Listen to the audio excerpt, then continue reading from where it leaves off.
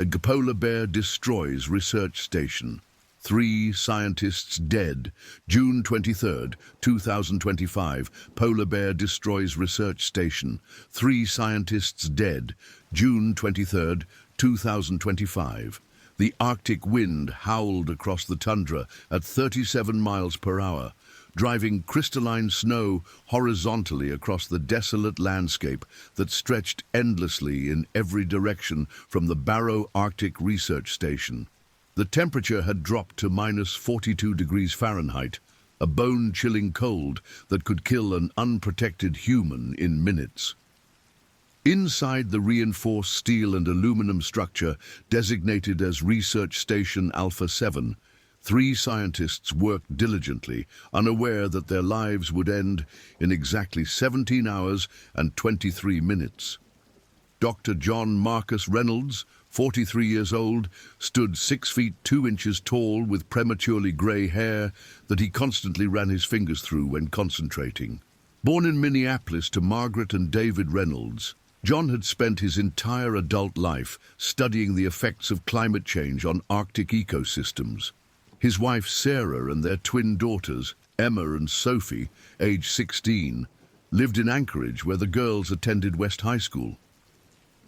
John had been separated from his family for 6 weeks now, the longest stretch of his 20-year career, but the data they were collecting on polar bears' bear migration patterns was too critical to abandon. His weathered hands, scarred from countless hours of fieldwork in sub-zero temperatures, carefully adjusted the satellite tracking equipment that monitored 17 different polar bears across a 300-square-mile area. Dr. Catherine Elena Holloway, known to everyone as Kate, was 38 years old, with auburn hair that she kept braided down her back and green eyes that missed nothing in their environment. She had grown up in rural Montana on her grandparents' ranch after her parents died in a car accident when she was 12. Her background in veterinary medicine, combined with her doctorate in Arctic biology from the University of Alaska Fairbanks, made her uniquely qualified for this research mission. Kate was unmarried, but maintained a long-distance relationship with Marcus Chen, a wildlife photographer based in Seattle. She had been corresponding with him daily via satellite internet, sharing photos and videos of the magnificent Arctic landscape. Her specialty was polar bear behavior analysis, and she had spent the last 5 years developing new techniques for studying bear communication patterns and social structures.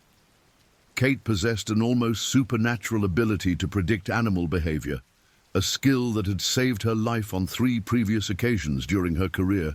Dr. Ahmed Hassan Musa, 31 years old, was the youngest member of the team and the only one who had never experienced an Arctic winter before this mission. Born in Cairo, Egypt, to Dr. Hassan Musa, a prominent physician, and Fatima Musa, a university literature professor, Ahmed had immigrated to the United States at age 18 to pursue his education. He earned his PhD in atmospheric physics from MIT, where he met his wife Jennifer, a biochemist. They had been married for 3 years and were expecting their first child in 4 months. Jennifer was completing her postdoctoral research at Harvard, while Ahmed conducted this Arctic research that would be crucial for his tenure application at the University of Colorado Boulder.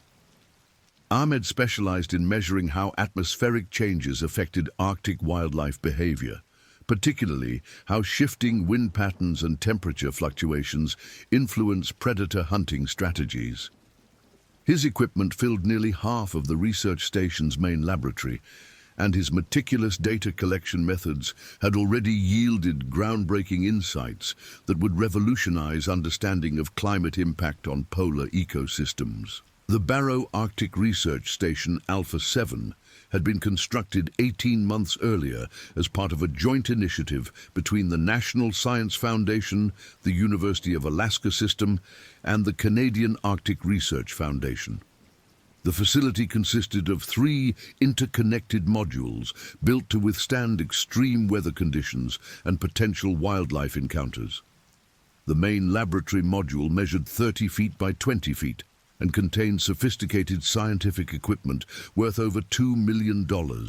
The living quarters module included 3 private sleeping areas, a common kitchen and dining space, and a recreation area with satellite internet access. The third module housed the power generation system, water processing equipment, and emergency supplies sufficient for 6 months of complete isolation. The station's defensive systems had been designed by Arctic construction specialists from Fairbanks, who had consulted with wildlife management experts to create what they believed was an impenetrable barrier against polar bears. The exterior walls consisted of 3 layers: an outer shell of marine-grade aluminum, a middle layer of steel reinforcement, and an inner insulation barrier rated for temperatures down to -60 degrees Fahrenheit. All doors and windows featured reinforced steel frames with triple-pane glass windows rated to withstand impacts of up to 3,000 pounds per square inch. The main entrance door was particularly robust, constructed of 3-inch thick steel with electronic locks powered by the station's backup battery system. 4 exterior motion sensors provided early warning of approaching wildlife, and emergency flares were positioned at each corner of the facility. The research station was located 17 miles northeast of Barrow, Alaska, positioned on a slight elevation that provided clear sightlines in all directions across the flat tundra. The nearest human settlement was the Inupiat village of Barrow, population 4,383, where the station's supply helicopter made weekly runs to deliver fresh supplies and maintain communication with the outside world. The helicopter, a Bell 212 operated by Arctic Air Transport, was piloted by Captain Robert "Bobby" McKenzie, a 54-year-old former military pilot who had been flying in Alaska for 27 years. Bobby lived in Barrow with his wife Linda and their adult son Michael, who worked as a mechanic for the local airline. The helicopter's next scheduled supply run was planned for June 25th, 2 days after the attack that would claim 3 lives. Weather conditions on June 22, 2025 had been relatively stable for the Arctic summer season. The temperature fluctuated between -38 and -45 degrees Fahrenheit, with winds consistently from the northwest at 25 to 40 miles per hour. Visibility was approximately 2 miles in blowing snow, and the sun remained visible low on the horizon in the perpetual daylight of the Arctic summer. The weather station data, automatically transmitted to the National Weather Service every hour, showed no signs of the approaching storm system that would complicate rescue operations less than 24 hours later. At 9:15 a.m. on June 22nd, John Reynolds completed his morning equipment check and noted that tracking collar signals from all 17 monitored polar bears were functioning normally. Bear designation PB247, a large adult male weighing an estimated 1,200 pounds, was located approximately 8 miles northwest of the research station, well within the normal range for the area. This bear, later identified as the killer, had been tagged 6 months earlier during a routine capture operation conducted by Alaska Department of Fish and Game biologists. The bear exhibited typical behavior patterns for a dominant male during the summer season, traveling alone and covering significant distances while hunting for seals along the coast. Initial behavioral assessments indicated no aggressive tendencies toward humans, and the bear had shown typical avoidance behavior when encountering research teams in the field. Kate Holloway began her daily behavioral observation routine at 9:30 a.m., using high-powered binoculars and video equipment to monitor visible wildlife in the surrounding area. She recorded detailed notes about wind conditions, animal tracks visible in the snow, and the movements of Arctic foxes that often indicated the presence of larger predators in the vicinity. Her training had taught her to recognize the subtle signs that preceded dangerous wildlife encounters, including changes in bird behavior, unusual track patterns, and atmospheric conditions that might bring predators closer to human settlements. On this morning, Kate observed what she initially dismissed as normal wildlife activity. Several Arctic foxes appeared agitated and were moving away from the northwest sector where PB247 was located. Ahmed Musa spent his morning calibrating atmospheric monitoring equipment that measured wind patterns, temperature fluctuations, and barometric pressure changes across a 5-mile radius surrounding the research station.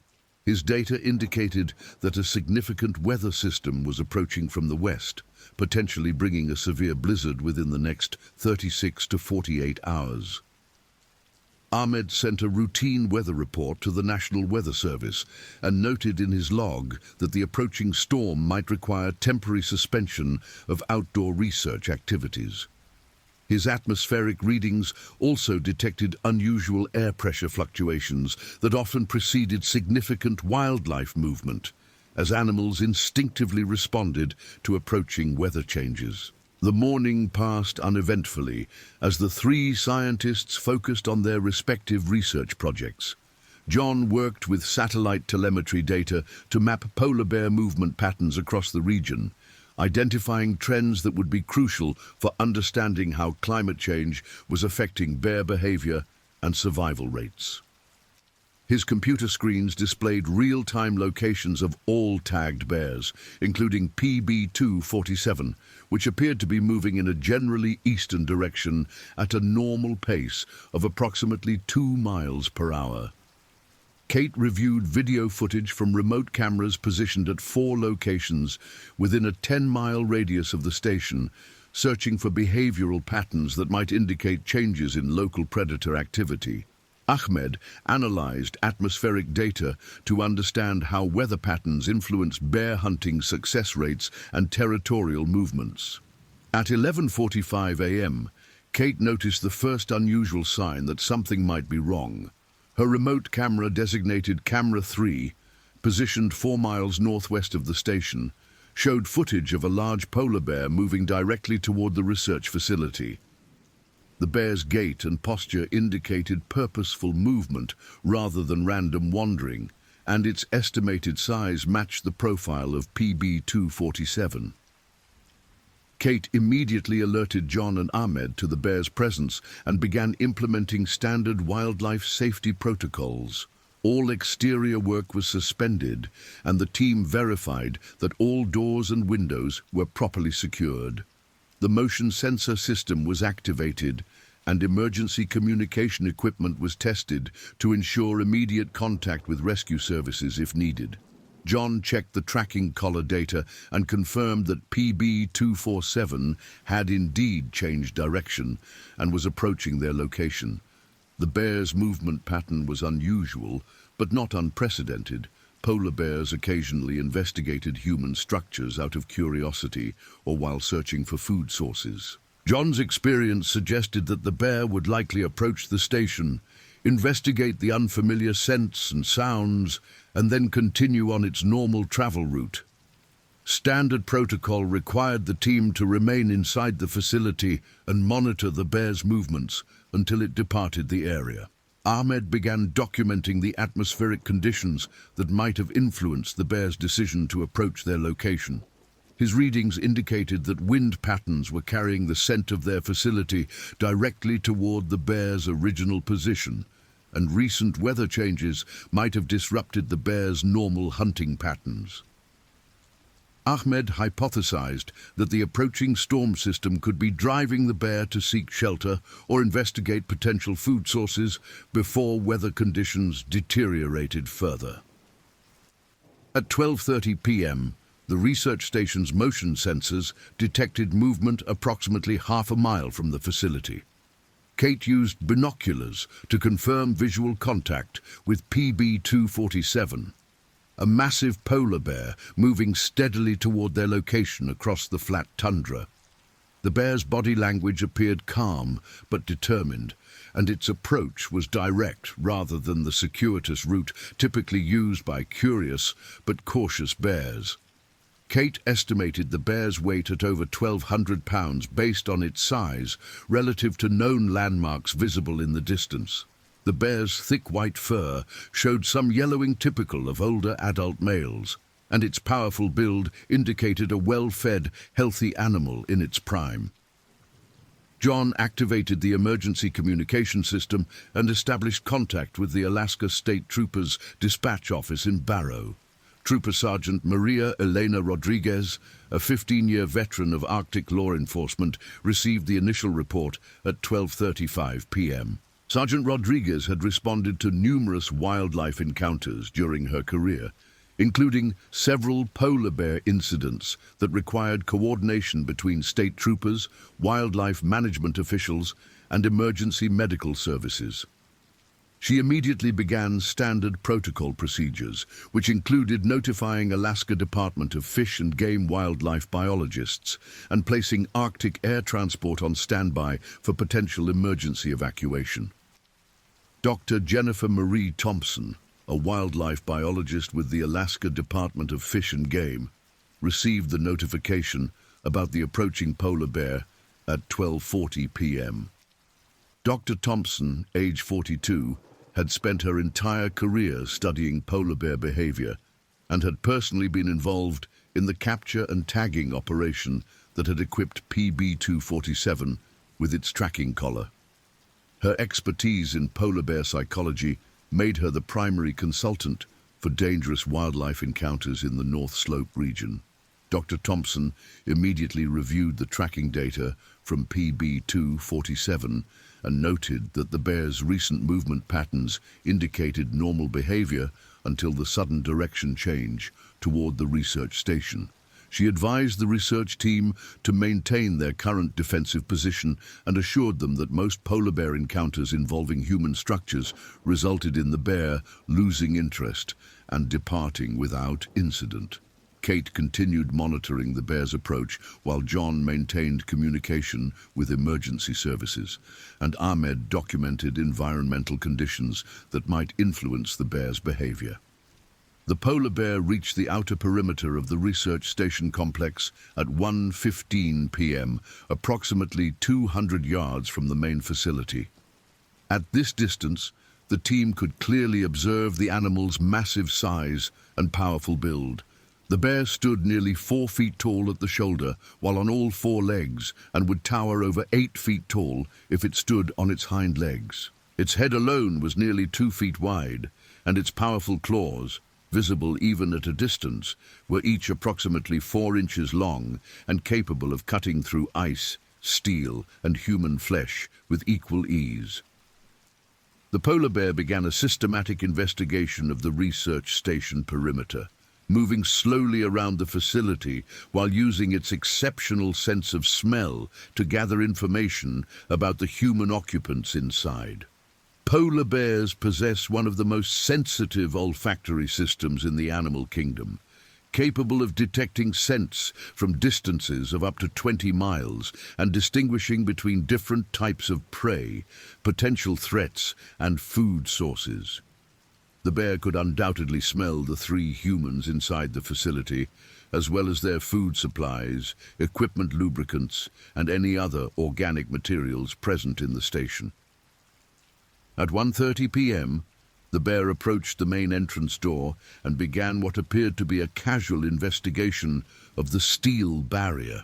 The animal sniffed extensively around the doorframe and showed particular interest in the areas where human scent was strongest. Kate observed through the reinforced window that the bear's body language remained relatively calm, with no signs of the aggressive posturing that typically preceded a dangerous encounter. The bear's ears were erect and forward-facing, indicating curiosity rather than aggression, and its tail remained in a normal position rather than the raised stance associated with territorial or defensive behavior. John reported the bear's continued presence to Sergeant Rodriguez, who had by now coordinated with Dr. Thompson and Captain Bobby Mackenzie to develop contingency plans for various scenarios. The emergency response team agreed that the current situation, while requiring careful monitoring, did not yet constitute an immediate threat requiring helicopter evacuation. Dr. Thompson's assessment indicated that the bear would most likely complete its investigation and depart within 1 to 3 hours, based on historical data from similar encounters. Ahmed noticed that his atmospheric monitoring equipment was detecting unusual vibrations that appeared to correlate with the bear's movements around the facility. The sensitive seismic sensors designed to measure atmospheric disturbances were picking up the impact of the bear's massive weight as it moved across the frozen ground. Each step registered approximately 400 pounds of impact force, providing a real-time measurement of the animal's size and weight that confirmed Kate's visual estimates. At 2 p.m., the polar bear's behavior began to change in subtle but significant ways. Instead of the casual investigation that had characterized the previous 30 minutes, the bear began showing increased interest in specific areas of the facility, particularly around the main entrance and the ventilation systems. Kate noticed that the bear was spending longer periods at each location and was beginning to use its powerful claws to scratch at various surfaces. The scratching behavior, while not immediately threatening, indicated that the bear was testing the structural integrity of potential entry points. The bear's first serious attempt to breach the facility's defenses began at 2:15 p.m. when it reared up on its hind legs and placed its massive front paws against the main entrance door. Standing at its full height of approximately 8.5 feet, the bear began applying pressure to the steel door while simultaneously scratching at the reinforced frame. The sound of its claws against the metal created an ear-piercing screech that reverberated throughout the research station. John immediately reported this escalation to emergency services, while Kate and Ahmed began implementing advanced safety protocols. The research team activated the facility's emergency deterrent systems, which included high-intensity strobe lights and loud air horns designed to startle and discourage wildlife. The strobe lights, mounted at each corner of the facility, began flashing at maximum intensity, while the air horns produced a series of sharp, loud blasts intended to create an unpleasant sensory experience that would encourage the bear to leave the area. Most polar bears would retreat when confronted with these artificial stimuli, as they typically avoided unfamiliar sounds and lights that might indicate potential danger.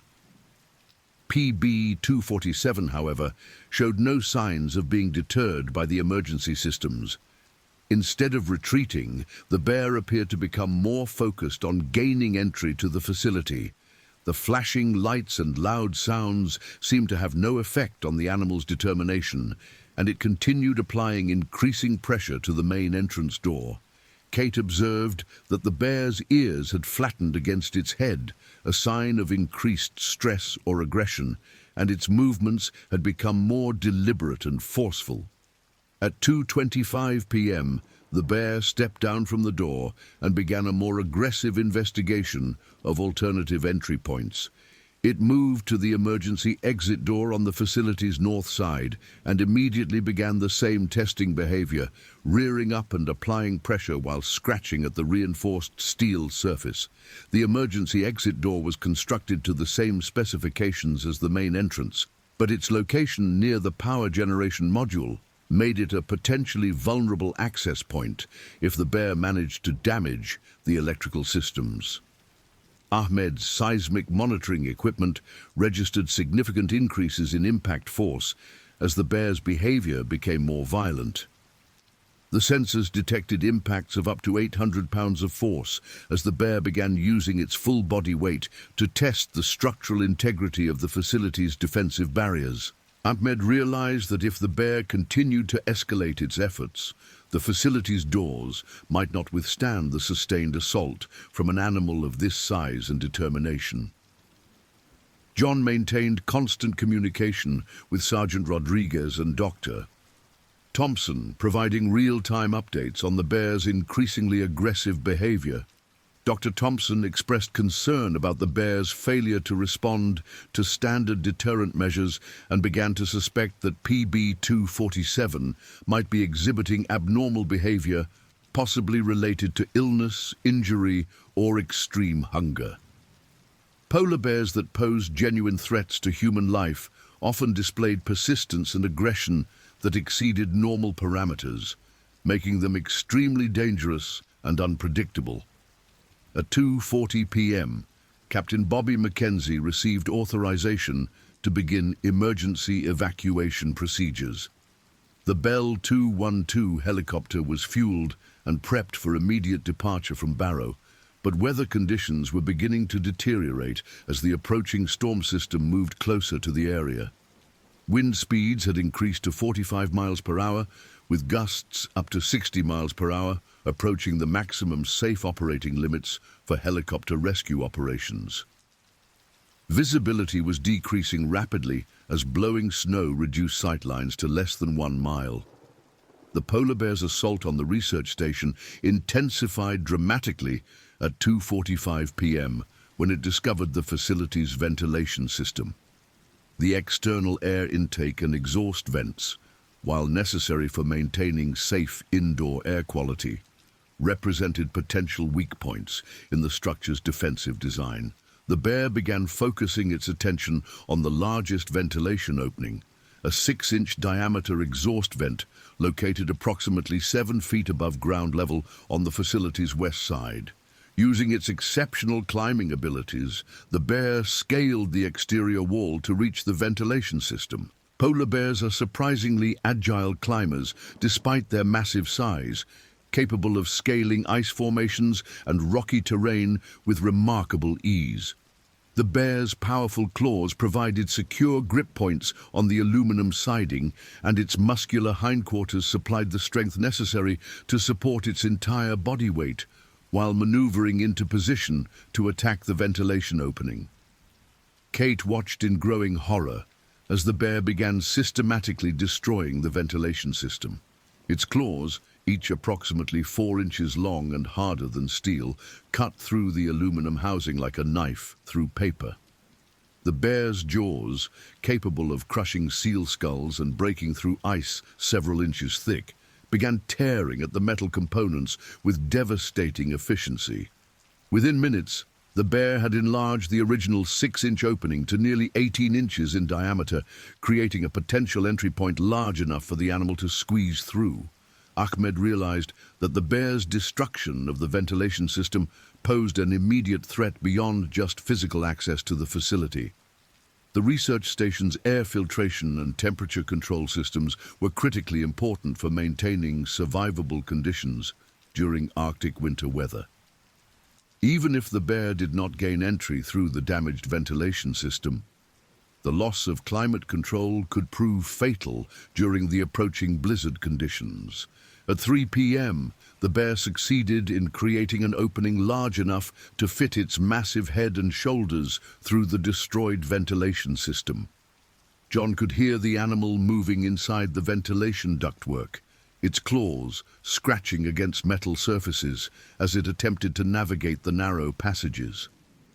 The internal ductwork had not been designed to support the weight of a 1,200-pound animal, and the sound of bending and breaking metal indicated that the bear was causing extensive structural damage to the facility's essential systems. The research team retreated to the facility's safe room, a reinforced interior space designed to provide protection during extreme weather events or emergency situations.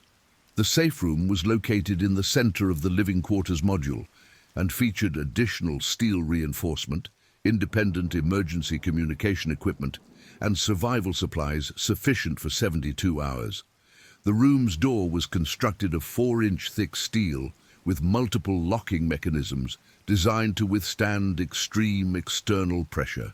From inside the safe room, the team could hear the bear's continued efforts to gain entry through the ventilation system.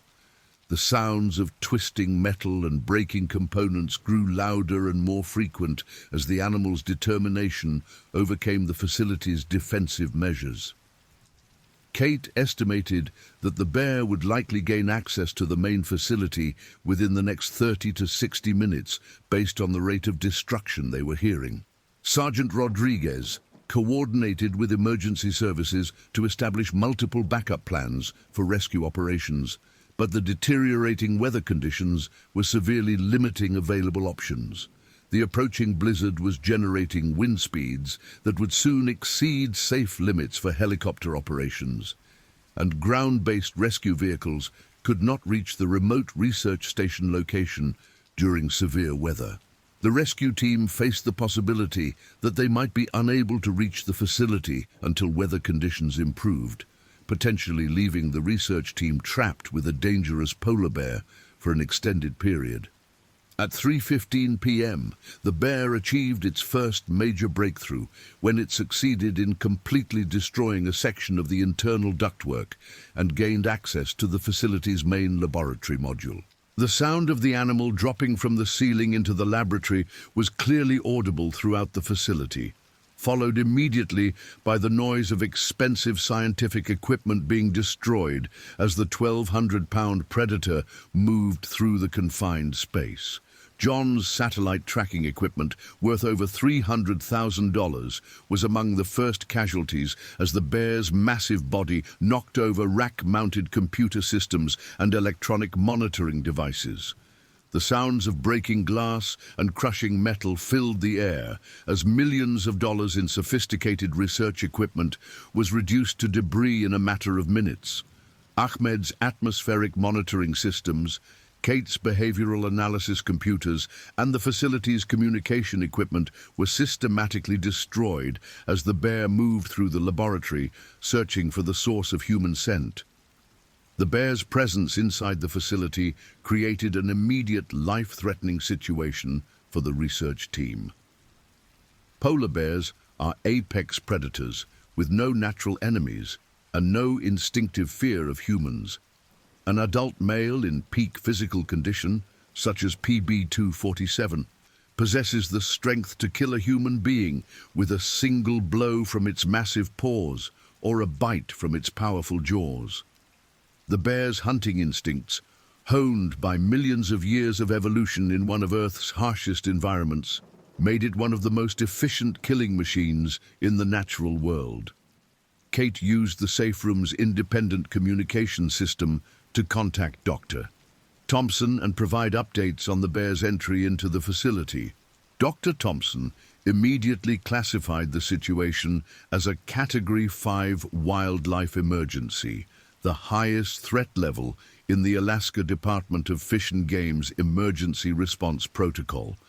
This classification triggered automatic notification of federal wildlife authorities, emergency medical services, and specialized wildlife response teams equipped to handle dangerous predator encounters. At 3:30 p.m., the bear located the door leading from the laboratory module to the living quarters, where the research team had taken refuge. The animal's exceptional sense of smell allowed it to track the precise location of the three humans, despite the steel barriers separating them.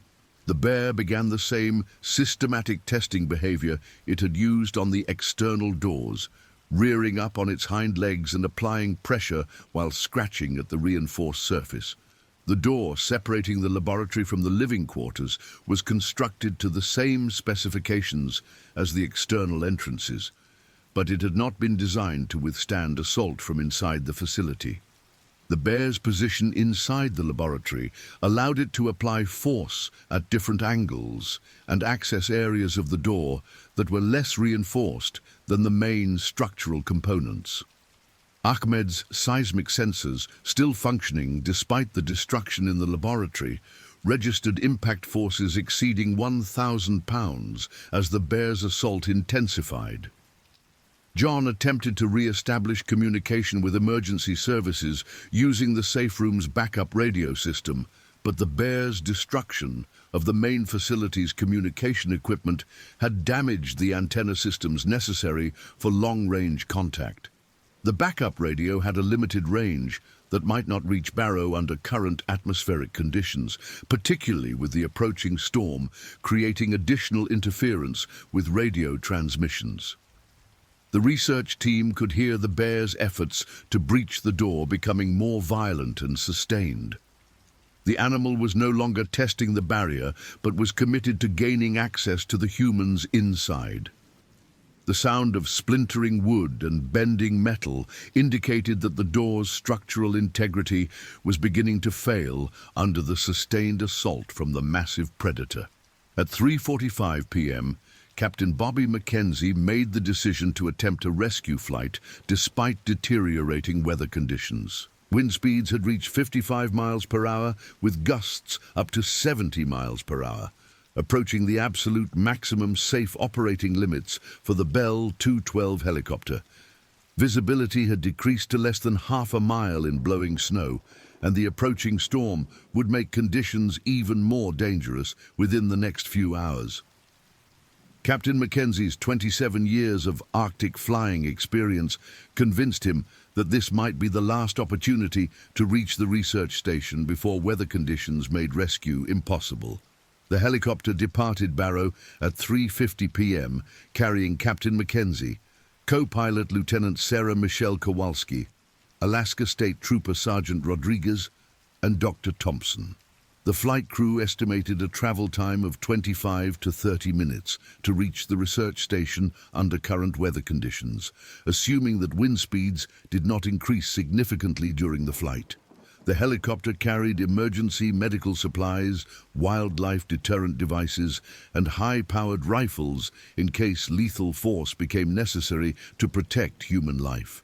Lieutenant Kowalski, age 34, was a former military pilot who had served 2 tours in Afghanistan before joining Arctic Air Transport 3 years earlier.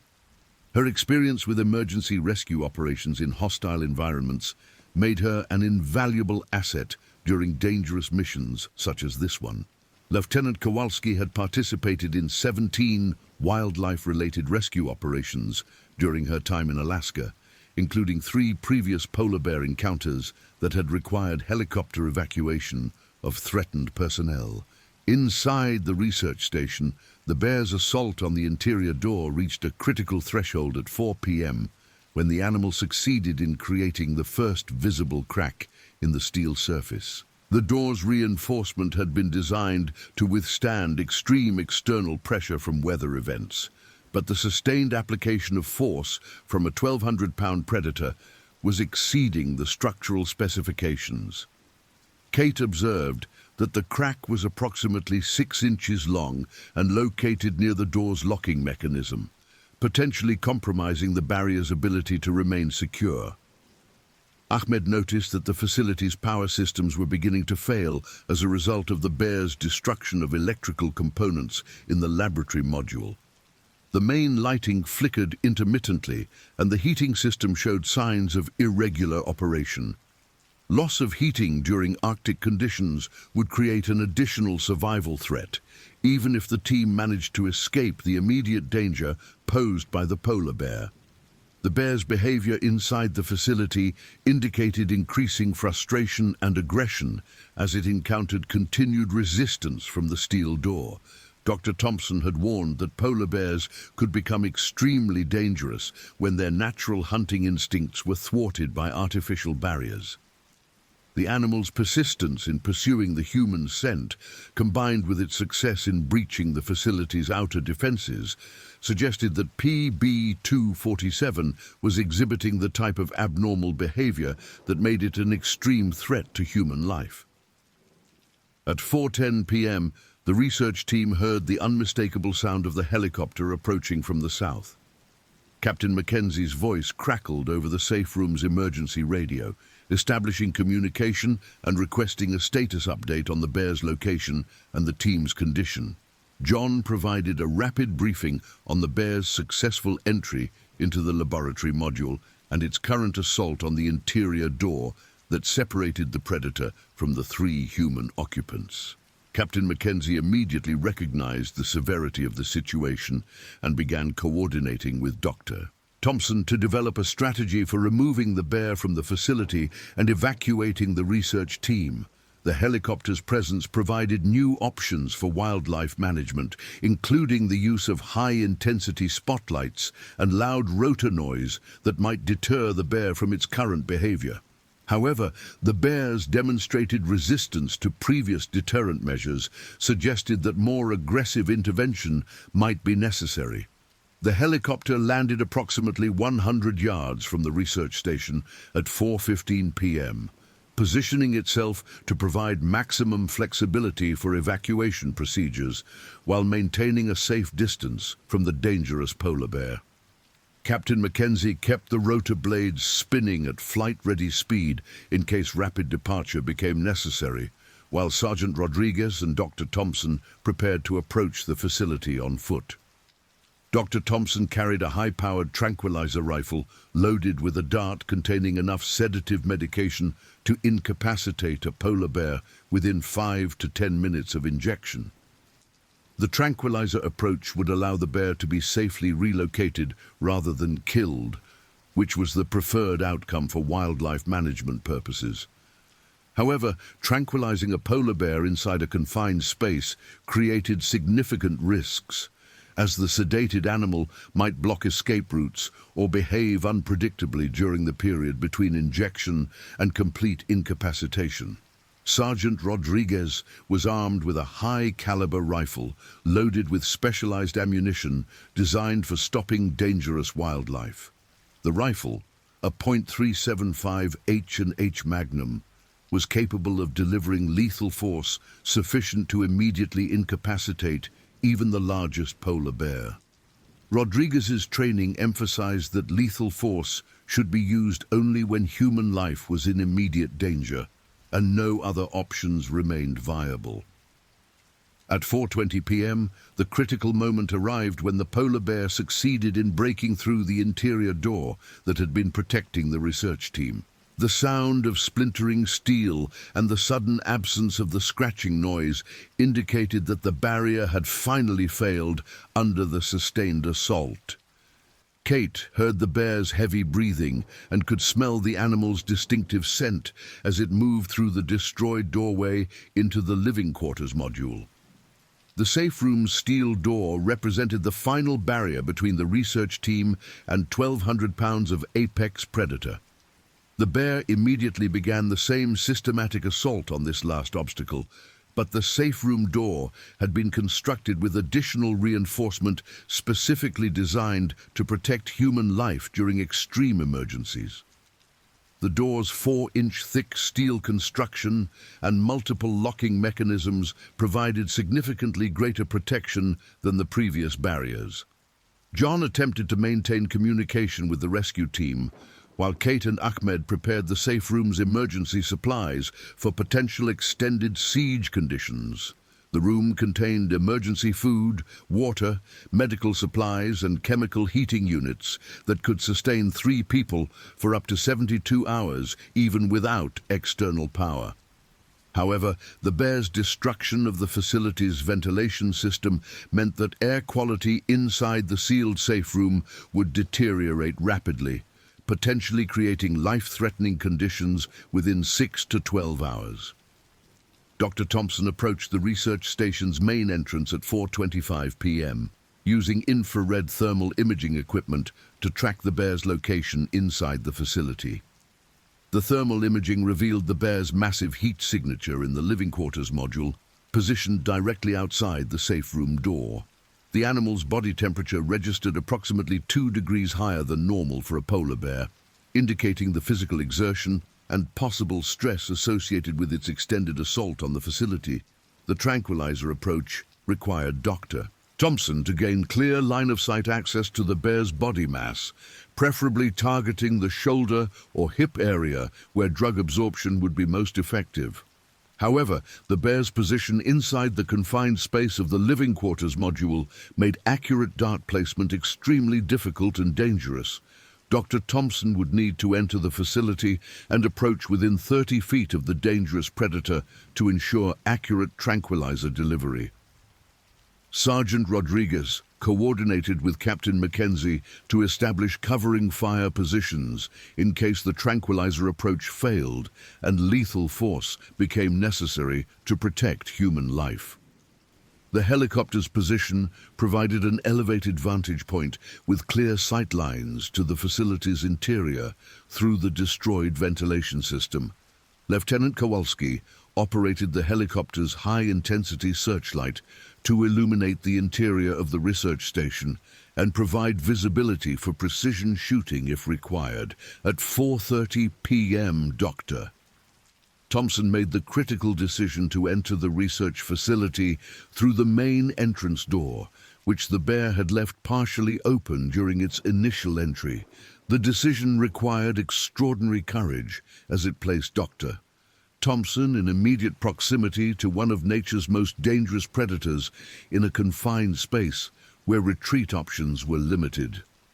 Dr. Thompson's 20 years of polar bear management experience provided the expertise necessary to approach the animal safely, but the current situation exceeded normal parameters for wildlife encounter protocols. The bear's assault on the safe room door had created several small cracks in the steel surface, and Kate could see portions of the animal's massive claws as they scraped against the metal barrier. The sight of the 4-inch claws, each capable of cutting through flesh and bone with minimal effort, drove home the reality of the life-threatening situation they faced.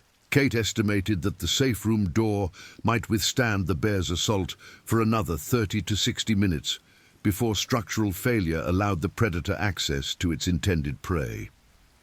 Dr. Thompson entered the research station's main laboratory module at 4:32 p.m., moving carefully through the debris field created by the bear's destructive path through the facility. The laboratory was nearly unrecognizable, with sophisticated scientific equipment reduced to twisted metal and broken components scattered across the floor. The destruction represented not only the loss of millions of dollars in research equipment, but also years of irreplaceable scientific data that had been stored in the facility's computer systems. The bear's continued focus on the safe room door allowed Dr. Thompson to approach within 25 feet of the animal before being detected. At this distance, the tranquilizer rifle's accuracy was sufficient to ensure proper dart placement in the bear's shoulder muscle mass. Dr. Thompson took careful aim, accounting for the confined space and the bear's movement patterns, and fired the tranquilizer dart at 4:35 p.m. The dart struck the bear in the left shoulder with a satisfying thud that indicated proper penetration and drug delivery. The bear immediately spun around to face this new threat, abandoning its assault on the safe room door to focus on Dr. Thompson.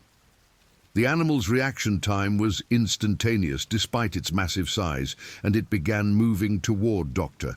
Thompson with the fluid grace of a natural predator that had detected potential prey. Dr. Thompson immediately began a controlled retreat toward the facility's main entrance, maintaining eye contact with the bear while avoiding sudden movements that might trigger an immediate attack.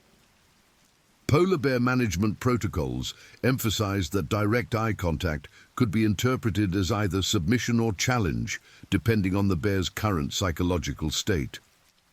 Dr. Thompson's experience suggested that this particular bear was exhibiting abnormal behavior that made standard management techniques unreliable. The tranquilizer medication, a combination of medetomidine and tyletamine designed specifically for large Arctic carnivores, typically required 5 to 10 minutes to achieve full effectiveness in an animal of PB247's size. During this critical period, the bear would remain fully capable of aggressive behavior while gradually losing coordination and consciousness. Dr. Thompson needed to maintain safe distance from the animal while monitoring its condition for signs of successful sedation. At 4:38 p.m., the bear made its first aggressive move toward Dr. Thompson, rising up on its hind legs to display its full 8.5-foot height, while emitting a low, growling sound that reverberated throughout the facility.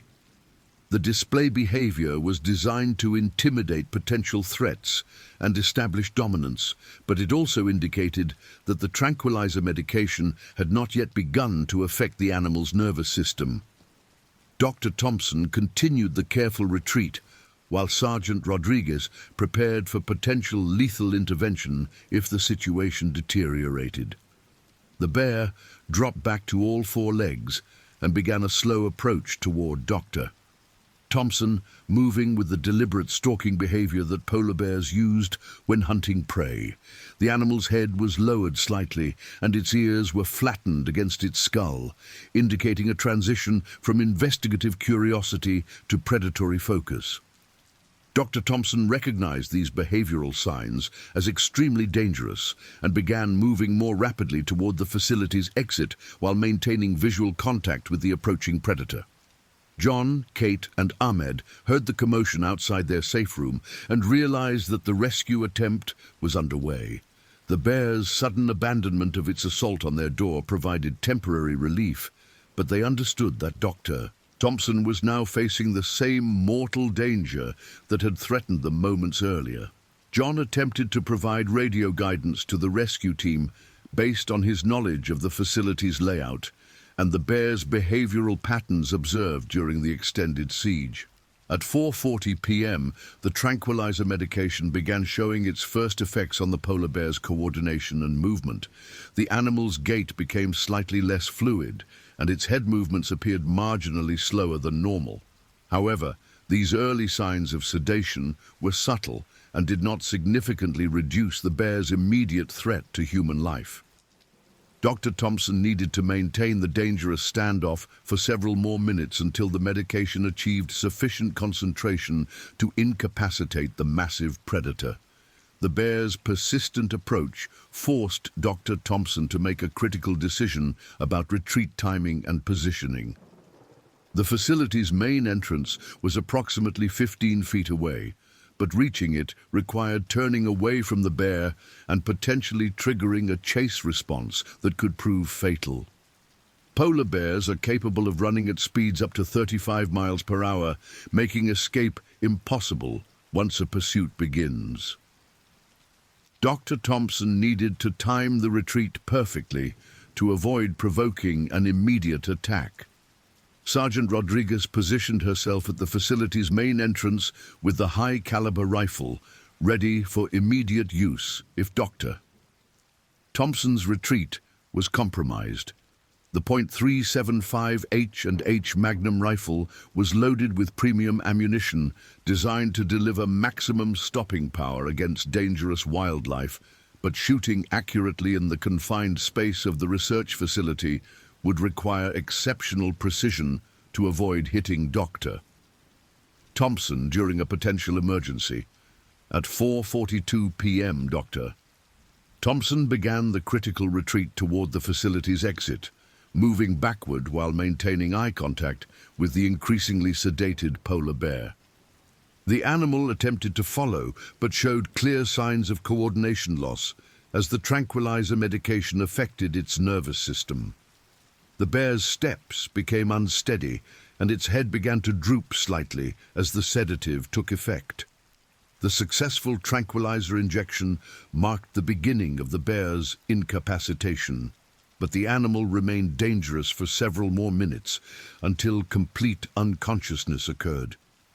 Dr. Thompson continued the careful retreat while monitoring the bear's condition for signs of aggressive behavior that might indicate insufficient sedation. The margin for error was extremely small, as an incompletely sedated polar bear could still deliver lethal attacks even while partially incapacitated. Dr. Thompson reached the facility's main entrance at 4:44 p.m.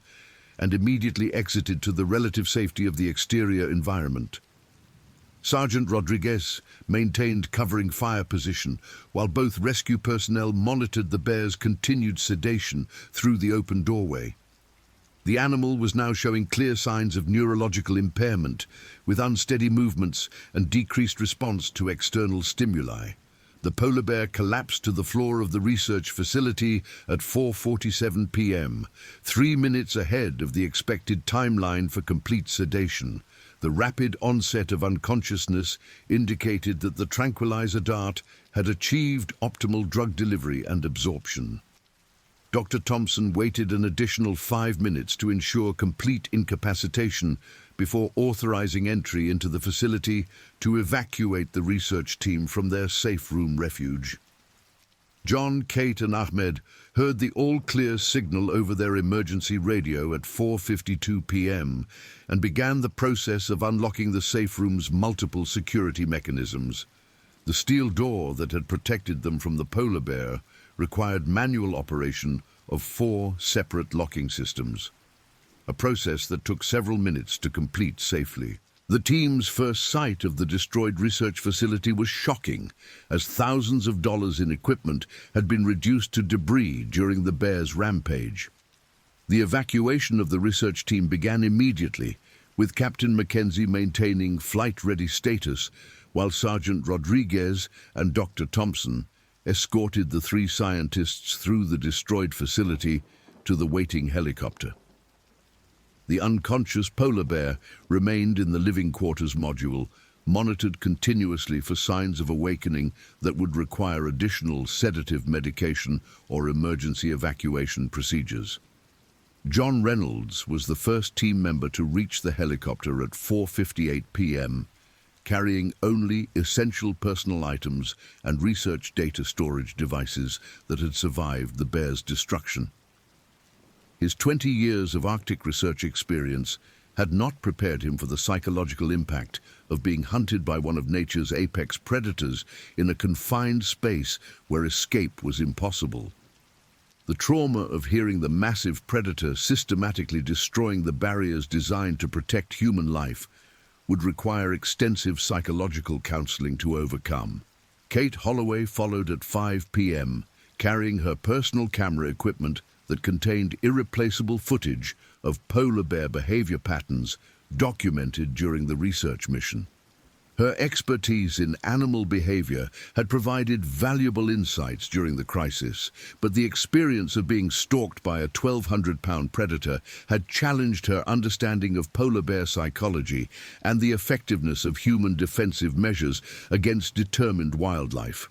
Ahmed Musa was the last team member to reach the helicopter at 5:02 p.m., carrying atmospheric monitoring data that represented months of meticulous research into climate impact on Arctic ecosystems. His first Arctic winter experience had nearly ended in death, and the trauma of the encounter would affect his future research activities and professional decisions about working in dangerous wildlife environments.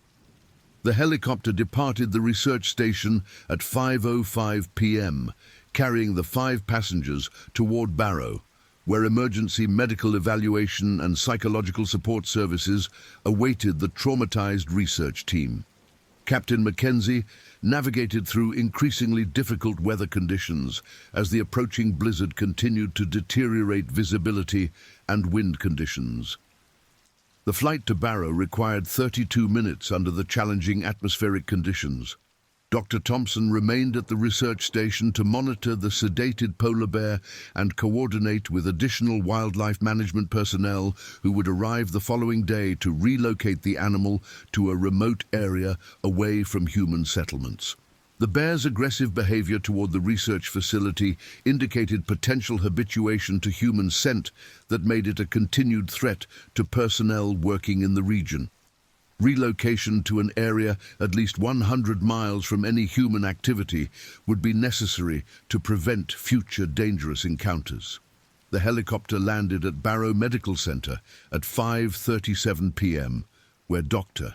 Patricia Ann Morrison, the facility's chief physician, led a medical team prepared to evaluate the 3 rescued scientists for injuries and trauma symptoms. Dr. Morrison, age 51, had 23 years of experience treating patients in Arctic conditions and had previously managed medical care for victims of wildlife attacks.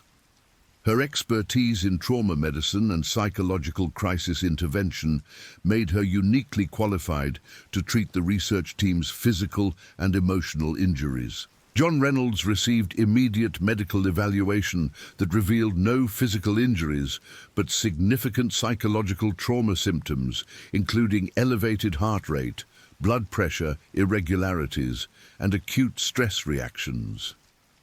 Dr. Morrison prescribed sedative medication to help manage the immediate trauma symptoms and arranged for psychological counseling services to address the long-term mental health impact of the life-threatening encounter.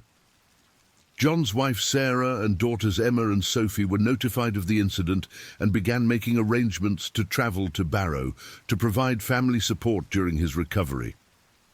Kate Holloway's medical examination revealed minor lacerations on her hands from handling equipment during the crisis, but no serious physical injuries. Her psychological evaluation indicated strong stress reactions, but also demonstrated the emotional resilience developed during her years of dangerous fieldwork in wilderness environments. Kate's boyfriend, Marcus Chen, was contacted and immediately began travel arrangements to join her in Barrow, providing the personal support necessary for recovery from the traumatic experience.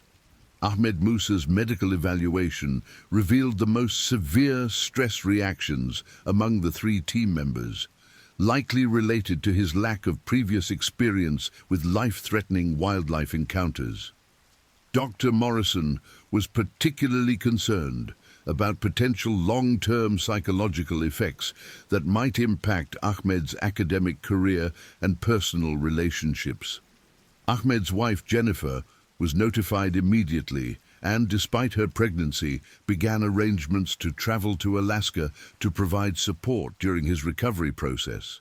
The initial medical and psychological evaluations were completed by 7:30 p.m., with all 3 team members cleared for discharge to hotel accommodations in Barrow, where they would remain under medical supervision for 48 hours. The hotel rooms were equipped with emergency communication systems that allowed immediate contact with medical personnel if trauma symptoms worsened during the critical first few days following the incident. Sergeant Rodriguez began the official investigation into the polar bear attack at 8 p.m. by conducting detailed interviews with each team member to document the timeline of events and gather evidence for the incident report. The investigation would determine whether proper safety protocols had been followed and identify any facility design flaws that might have contributed to the bear's successful entry into the research station. The findings would be crucial for improving safety measures at other Arctic research facilities. Dr. Thompson returned to Barrow at 11:45 p.m. after confirming that the sedated polar bear remained unconscious and posed no immediate threat to the damaged research facility.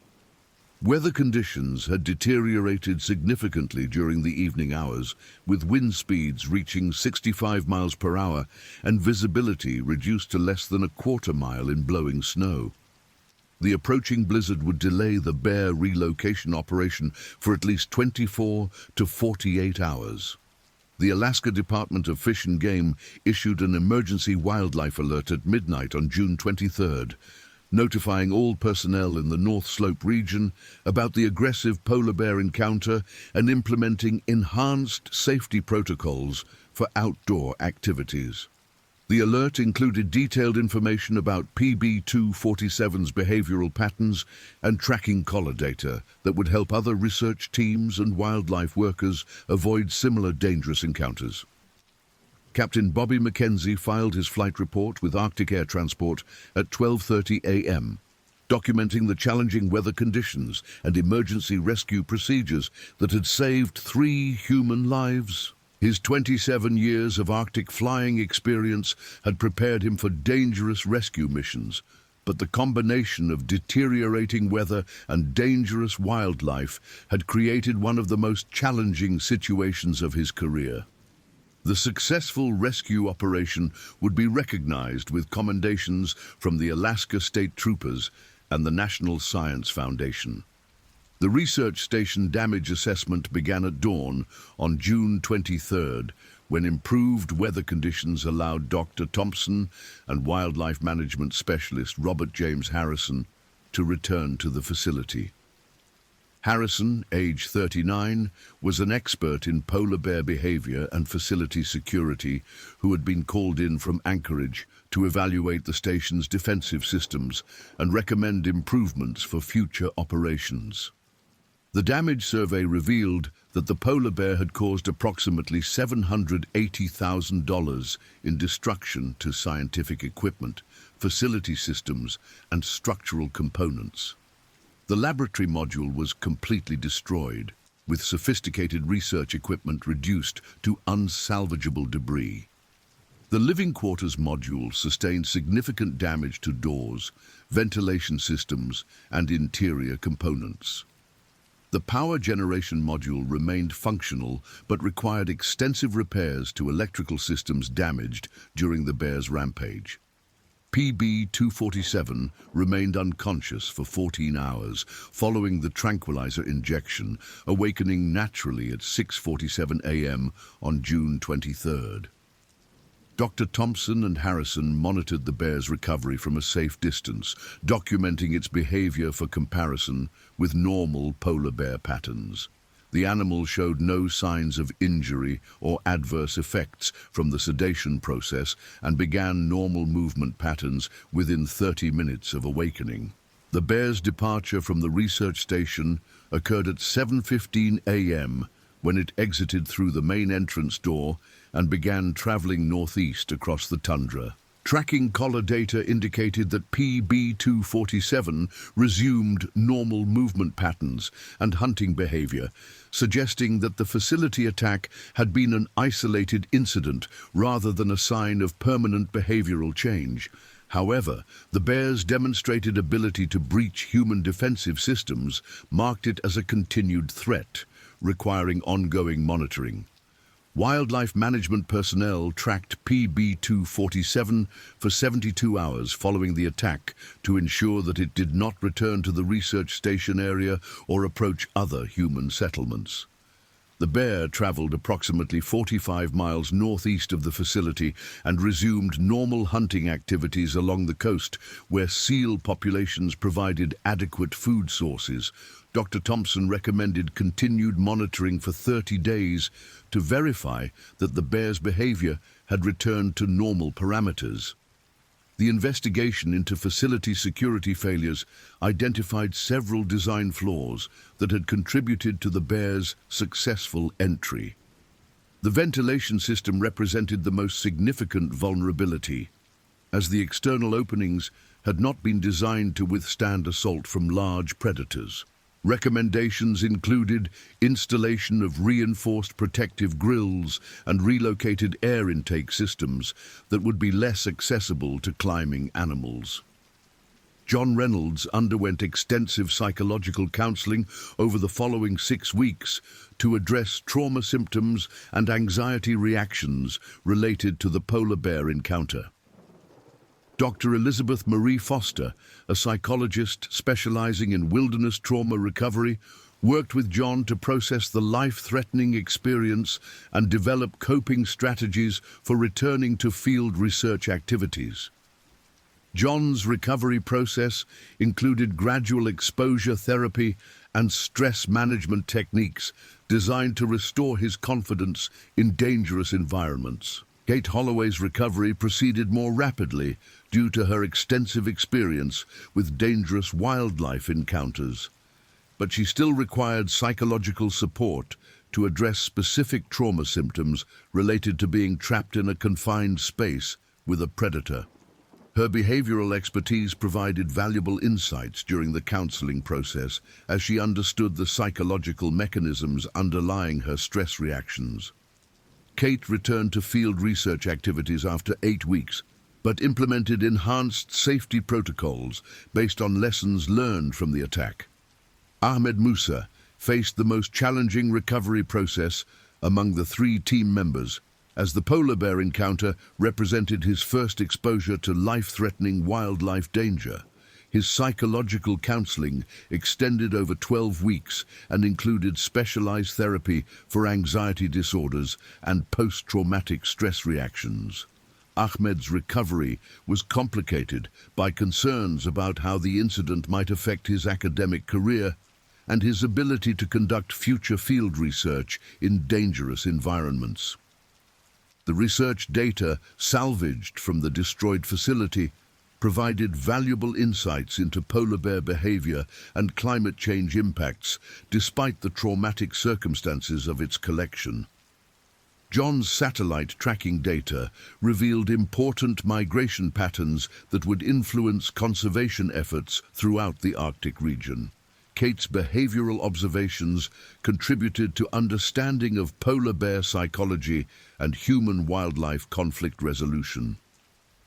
Ahmed's atmospheric measurements provided crucial data about weather patterns and their effects on predator behavior. The Barrow Arctic Research Station Alpha 7 was rebuilt over the following 8 months with enhanced security measures designed to prevent future polar bear intrusions. The new facility incorporated reinforced ventilation systems, improved motion detection technology, and additional safe room facilities capable of protecting larger research teams during extended wildlife encounters. The reconstruction cost totaled $1.2 million and included state-of-the-art defensive systems based on lessons learned from the June 23rd attack. Media coverage of the polar bear attack generated significant public interest in Arctic research safety and climate change impacts on wildlife behavior. The incident was featured in documentary films, scientific journals, and news articles that highlighted the increasing frequency of dangerous human-wildlife encounters in Arctic regions. The coverage emphasized the dedication of researchers working in extreme environments to collect data crucial for understanding global climate change effects. The legal proceedings related to the incident focused on facility design standards and safety protocol enforcement rather than criminal charges or negligence claims. The investigation concluded that the research team had followed proper safety procedures and that the bear's successful entry resulted from design limitations rather than human error. The findings led to updated safety standards for Arctic research facilities and enhanced training requirements for personnel working in polar bear habitat. PB-247 was recaptured 6 months later during a routine wildlife management operation and relocated to a remote area of the Arctic National Wildlife Refuge where human contact would be minimized. The bear's tracking collar continued to provide valuable data about polar bear movement patterns and behavior in response to changing Arctic conditions. Dr. Thompson continued monitoring the animal for 2 years, following the attack, to ensure that it did not develop patterns of dangerous behavior toward humans. The psychological impact of the polar bear attack extended beyond the immediate victims to include family members, colleagues, and other researchers working in Arctic environments. Support groups were established to help affected individuals process their experiences and develop coping strategies for managing fear and anxiety related to wildlife encounters. The incident became a case study in trauma psychology and wilderness safety training programs. Research activities at the rebuilt Barrow Arctic Research Station resumed in March 2026 with a new team of scientists trained in enhanced wildlife safety protocols. The facility's improved defensive systems successfully deterred several polar bear investigations without allowing entry or threatening human life. The lessons learned from the June 23rd attack continue to influence Arctic research safety practices and facility design standards throughout the polar regions. The long-term scientific value of the research conducted at Station Alpha 7 contributed to improved understanding of climate change impacts on Arctic ecosystems and polar bear populations. The data collected by John, Kate, and Ahmed before the attack provided baseline measurements that proved crucial for documenting environmental changes over subsequent years. Their sacrifice and dedication to scientific research in dangerous conditions advanced human knowledge about one of Earth's most threatened ecosystems. The memorial established at the rebuilt research station honored the courage and dedication of Arctic researchers who risked their lives to collect data crucial for understanding global climate change. The memorial included a detailed account of the June 23rd polar bear attack and recognition of the successful rescue operation that saved 3 human lives. The story served as a reminder of the dangerous conditions faced by scientists working to protect the planet's future through their research in extreme environments. Dr. Thompson's career was significantly enhanced by her successful management of the polar bear crisis, leading to her appointment as Director of Arctic Wildlife Management for the state of Alaska. Her expertise in dangerous predator encounters made her a sought-after consultant for research facilities throughout the polar regions. The techniques she developed during the Station Alpha 7 incident became standard protocols for wildlife emergency response operations. Captain Bobby Mackenzie received the Alaska Distinguished Service Medal for his heroic rescue flight under dangerous weather conditions that saved 3 human lives. His willingness to risk his own life by flying in near-blizzard conditions exemplified the dedication of emergency service personnel who serve remote communities in Alaska. The rescue operation became a training example for helicopter pilots working in Arctic emergency services. Sergeant Rodriguez was promoted to lieutenant following her professional management of the polar bear emergency response operation. Her coordination of multiple agencies and personnel during the crisis demonstrated leadership skills that led to her assignment as Commander of Arctic Emergency Response Operations for the Alaska State Troopers. Her experience during the Station Alpha 7 incident influenced development of improved emergency response protocols throughout the state. The 3 scientists who survived the polar bear attack continued their careers in Arctic research with enhanced appreciation for the dangers and challenges of working in extreme environments. Their shared experience created lasting bonds of friendship and professional collaboration that continued throughout their careers. The incident strengthened their commitment to conducting research that would help protect Arctic ecosystems and wildlife populations threatened by climate change. The polar bear, designated PB247, lived for 3 more years following the research station attack before dying of natural causes at an estimated age of 22 years. Tracking data from its final years showed normal behavior patterns and successful hunting activities that indicated the animal had not suffered lasting effects from the tranquilizer sedation.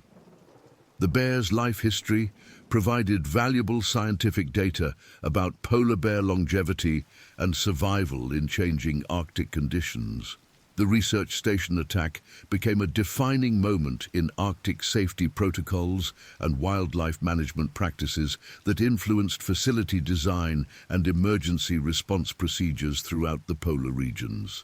The lessons learned from the June 23rd incident saved numerous lives in subsequent years as researchers, wildlife managers, and emergency responders applied improved safety measures based on the experiences of John Reynolds, Kate Holloway, and Ahmed Musa during their terrifying encounter with one of nature's most formidable predators in the unforgiving Arctic wilderness.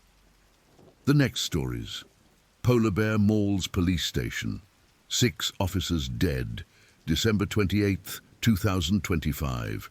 The Arctic wind howled across the frozen landscape of Pond Inlet, Nunavut, on the morning of December 28, 2025, carrying with it the scent of death and the promise of horror that would forever scar this remote Inuit community of 1,617 souls. Staff Sergeant William Fraser stood at the reinforced window of the Royal Canadian Mounted Police Detachment, his breath fogging the bulletproof glass as he watched the sun struggle to pierce the perpetual twilight that gripped the high Arctic during these darkest days of winter.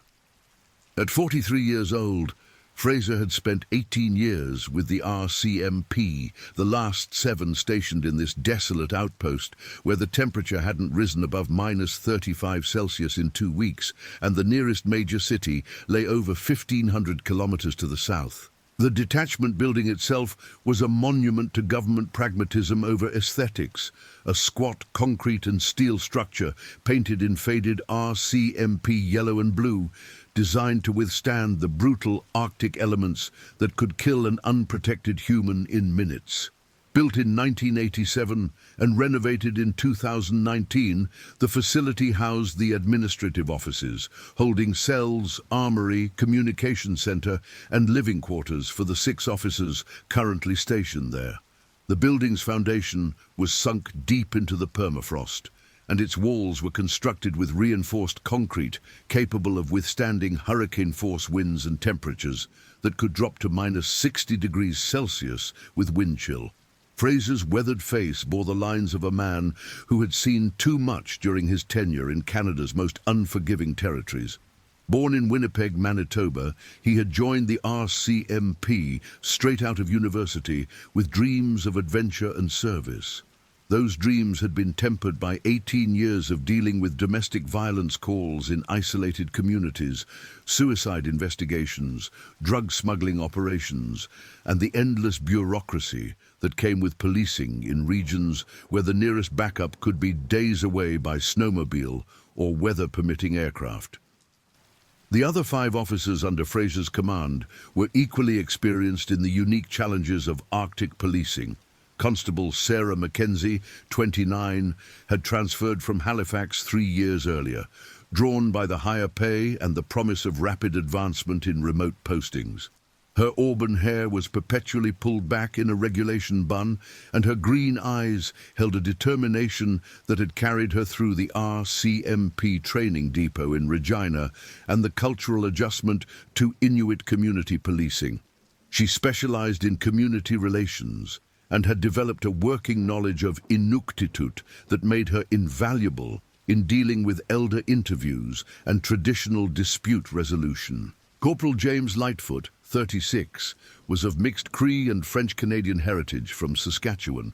His indigenous background had made him the natural liaison with the local Inuit population, and his knowledge of traditional hunting practices and Arctic survival techniques had proven invaluable during search and rescue operations. Standing 6'2" with broad shoulders and calloused hands, Lightfoot could track game across frozen tundra or repair a snowmobile engine in -40 weather with equal skill. Constable David Chen, 26, was the detachment's technology specialist, responsible for maintaining the communication systems, computer networks, and electronic surveillance equipment that connected this remote outpost to RCMP headquarters in Ottawa. Born in Vancouver to Chinese immigrants, Chen had initially pursued computer science before being recruited into the RCMP's cybercrime division. His assignment to Pond Inlet was supposed to be temporary, a stepping stone to bigger cases in urban centres, but 3 years had passed with no transfer orders.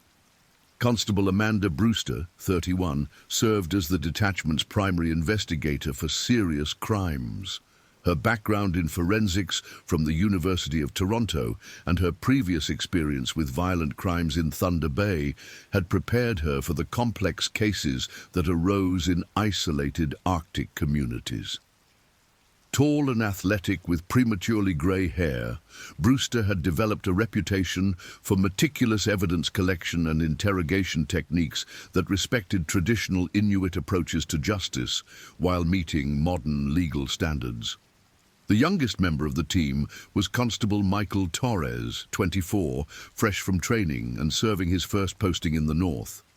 Born in Calgary to Mexican immigrants, Torres had grown up with dreams of adventure and had specifically requested assignment to the Arctic territories. His enthusiasm and physical fitness made him the first choice for dangerous outdoor operations, though his inexperience with traditional northern survival skills kept him paired with Lightfoot during extended patrols.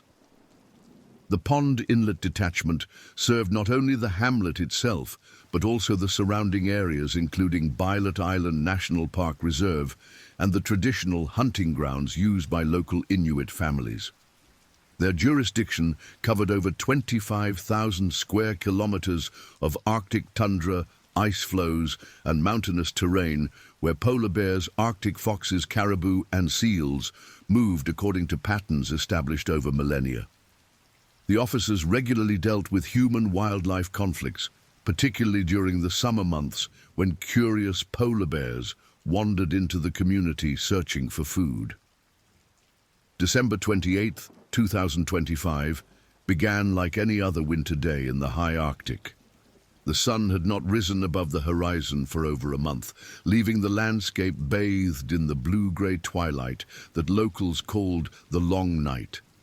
The temperature at 0600 hours was -38 Celsius, with winds gusting to 40 kilometers per hour from the northwest, creating a wind chill that made exposed skin freeze in less than 2 minutes.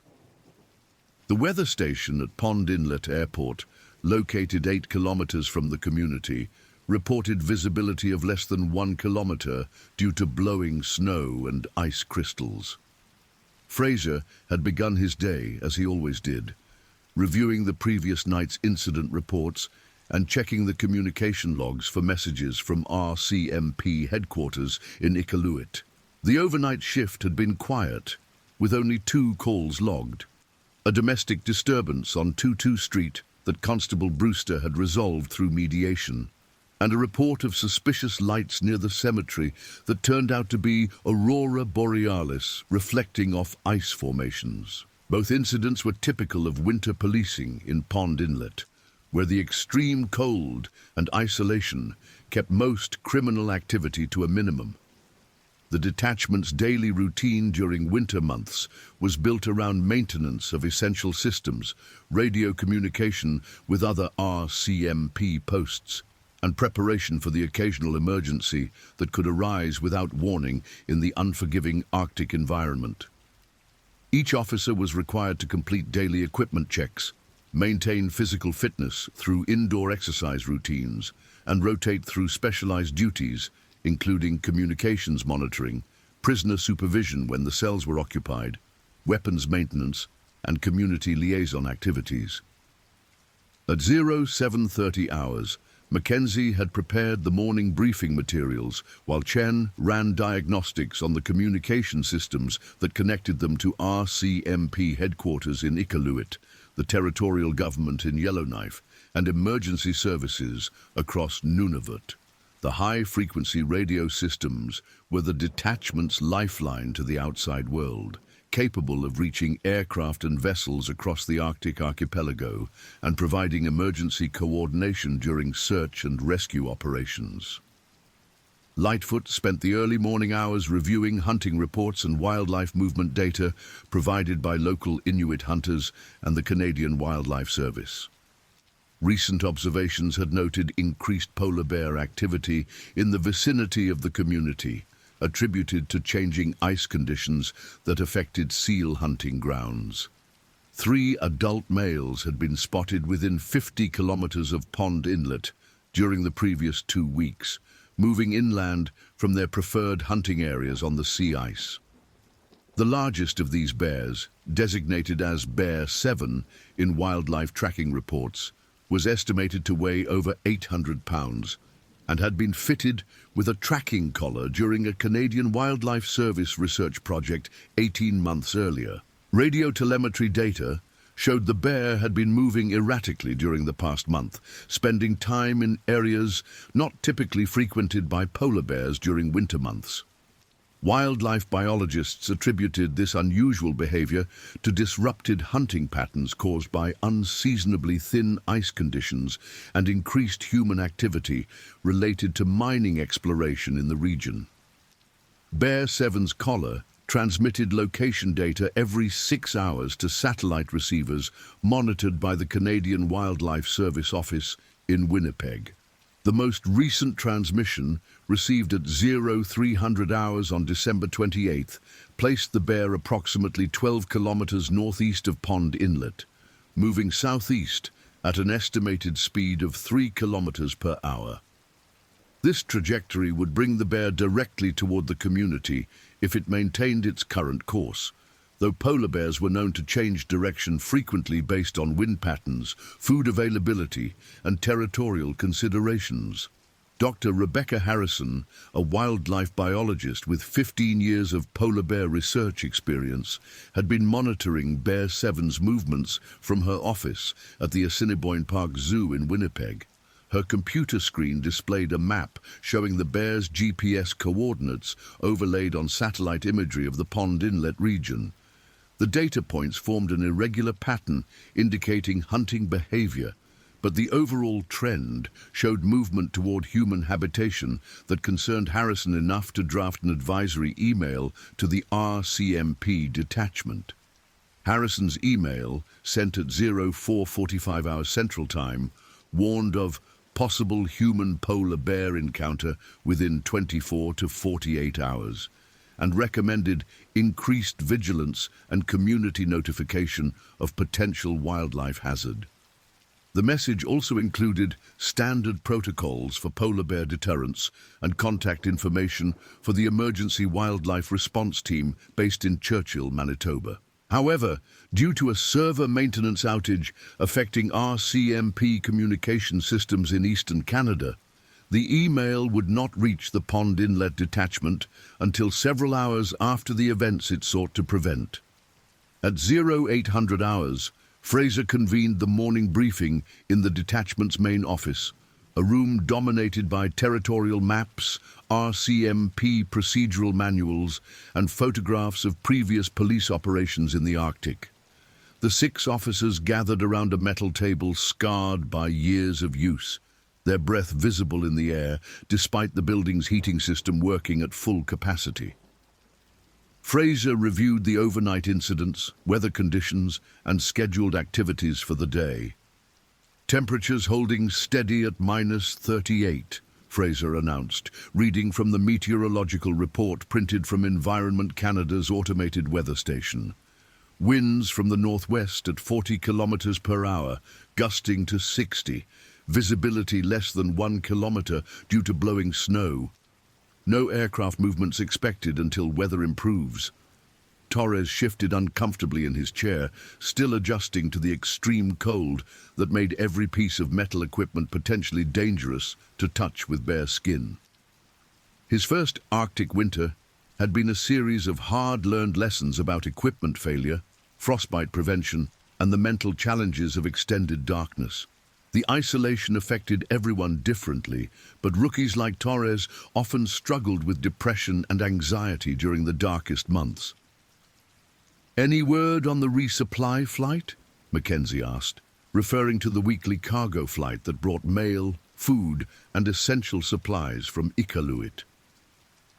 The flight had been delayed 3 times due to weather conditions, and the detachment's food stores were running low.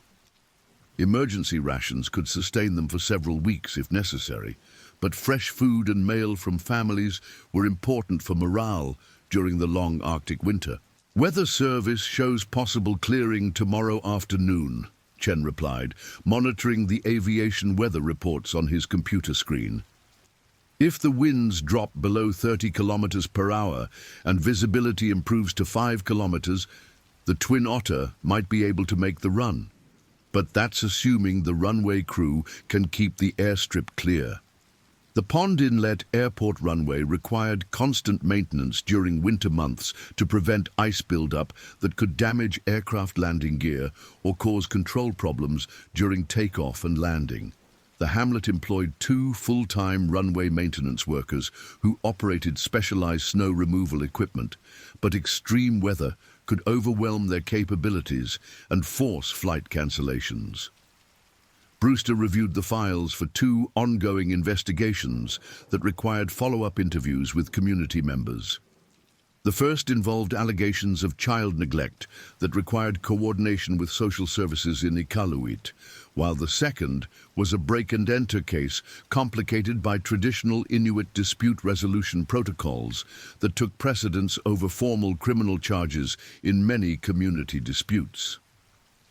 "I need to visit the Kanguk family this morning," Brewster explained, referring to a household where social workers suspected inadequate heating and food supplies. Grandmother speaks only Inuktitut, so I'll need Lightfoot to translate if she's available. Lightfoot nodded, checking his duty roster. I'm clear until 1400 hours. The Kanguks are good people, just struggling with heating costs. Might be more of a social services issue than criminal. Fraser made notes in the duty log, tracking each officer's assignments and estimated completion times.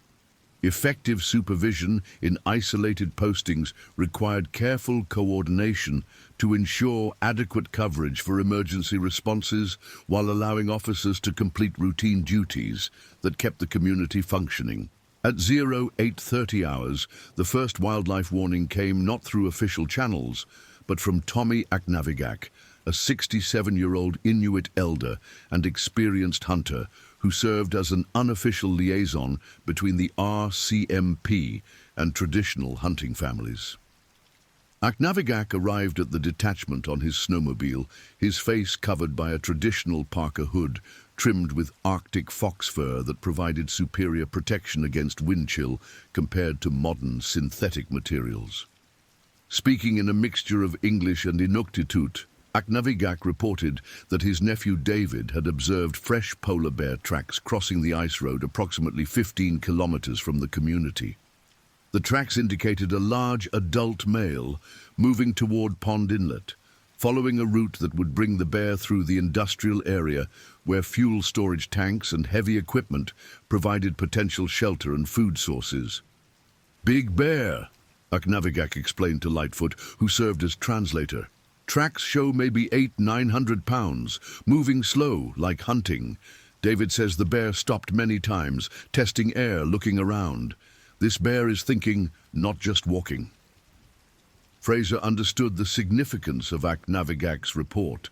Local hunters possessed generational knowledge of wildlife behavior that often exceeded scientific data in accuracy and practical application. When experienced Inuit hunters expressed concern about polar bear behavior, RCMP protocols required immediate assessment and community notification. "When did David see these tracks?" Fraser asked through Lightfoot's translation. "Yesterday evening, maybe 1800 hours, Aknavigak replied, but tracks were fresh then, maybe 2-3 hours old. Bear was moving toward community when David saw the sign. Fraser calculated distances and movement rates. If the bear had been 15 kilometers away at 1500 hours on December 27th and maintained a steady pace of 3 to 4 kilometers per hour, it could reach the outskirts of Pond Inlet by early morning on December 28th. However, polar bears rarely moved in straight lines, especially when hunting or investigating unfamiliar territory. "Has anyone else seen bear sign?" Fraser inquired, knowing that hunters often shared information through informal networks before reporting to authorities. Aknavigak nodded gravely. "Peter Kanguk saw something big near the dump yesterday night. Thought maybe caribou, but tracks too big, too round. And Mary Tutu heard noise outside her house, like scratching, maybe 0200 hours. She looked out window, but saw nothing. The pattern of reports suggested a large predator investigating the community's periphery, testing for food sources and potential threats. Polar bears were naturally curious and possessed keen intelligence that made them formidable opponents when they decided humans or human property posed no significant danger." Fraser thanked Aknavigak for the information and activated the detachment's wildlife alert protocols. These procedures, developed through cooperation between the RCMP, Canadian Wildlife Service, and local hunting authorities, provided a systematic approach to managing human-wildlife conflicts before they escalated to dangerous encounters. The first step involved broadcasting a community warning through the local radio station, CJPN-FM, which operated from a small studio in the Hamlet's Community Centre. The station broadcast in both English and Inuktitut, reaching most of the community's residents as well as hunting parties and travellers in the surrounding area. Mackenzie contacted the radio station and provided a standardized warning message. The RCMP detachment advises all residents of possible polar bear activity in the Pond Inlet area. A large adult male bear has been observed moving toward the community. Residents should secure all food sources, avoid unnecessary outdoor activities, and report any bear sightings immediately to the RCMP at 867-899-8888. The second protocol step required notification of the Canadian Wildlife Service, the Territorial Government's Environment and Natural Resources Department, and the Hamlet's Municipal Office. Each agency maintained specific responsibilities for wildlife management, but coordination was essential to prevent conflicting responses that could endanger public safety. Chen attempted to place the required notification calls, but discovered that the communication system was experiencing intermittent outages due to atmospheric conditions affecting satellite transmissions. High-frequency radio communication was possible with some northern communities, but telephone and internet connectivity remained unreliable. The isolation that characterized Arctic communities became more pronounced during severe weather when modern communication systems failed. At 0900 hours, Fraser made the decision to conduct a community patrol to assess potential wildlife attractants and inform residents personally of the bear warning. Lightfoot and Torres were assigned to patrol the northern section of the community where most residential areas were located, while Mackenzie and Brewster would cover the southern section, including the harbor area and industrial facilities. Fraser would remain at the detachment with Chen to maintain communication capabilities and coordinate responses to any emergency calls. This deployment provided maximum community coverage while ensuring adequate staffing for the police station's essential functions. The patrol officers equipped themselves with standard Arctic survival gear, including emergency shelters, food rations, communications equipment, flares, and wildlife deterrent devices. Each officer carried a shotgun loaded with deterrent rounds, designed to frighten bears without causing permanent injury, as well as lethal ammunition for situations where human life was threatened. Lightfoot and Torres departed at 0915 hours aboard a police snowmobile equipped with a specialized sled for transporting equipment and potential casualties. The machine was a Bombardier Scandic SWT-600, modified with police emergency equipment and painted in RCMP colors. Its track and ski configuration provided excellent stability on snow and ice, while its two-stroke engine delivered reliable performance in extreme cold conditions. The two officers followed Tutu Street northward from the detachment, passing modest prefabricated houses that served as permanent residences for government employees, teachers, healthcare workers, and other non-Inuit community members.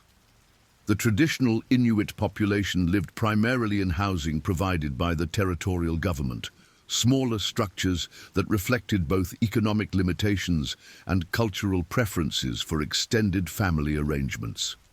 Each house displayed evidence of adaptation to Arctic conditions, elevated foundations to prevent permafrost melting, steep pitched roofs to shed snow, small windows to minimize heat loss, and elaborate systems of guy wires and supports to resist wind damage.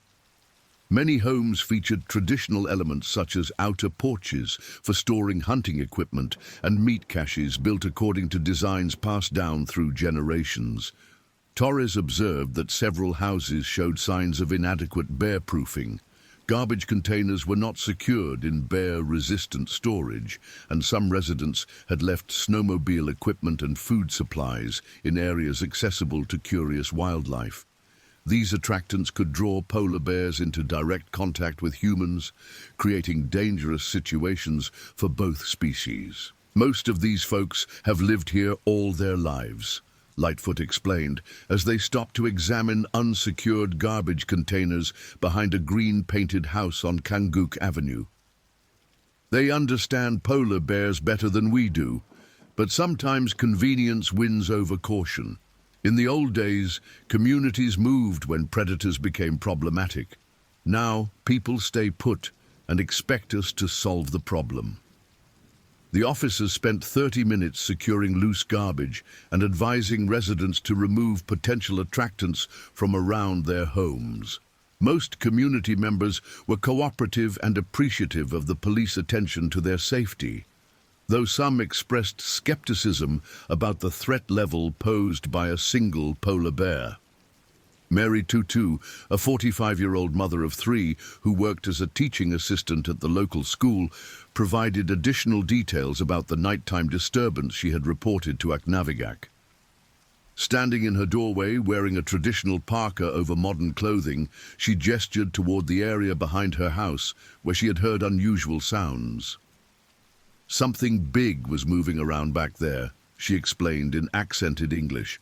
"Not like dog or Arctic fox. Heavy steps, and I heard breathing, like this."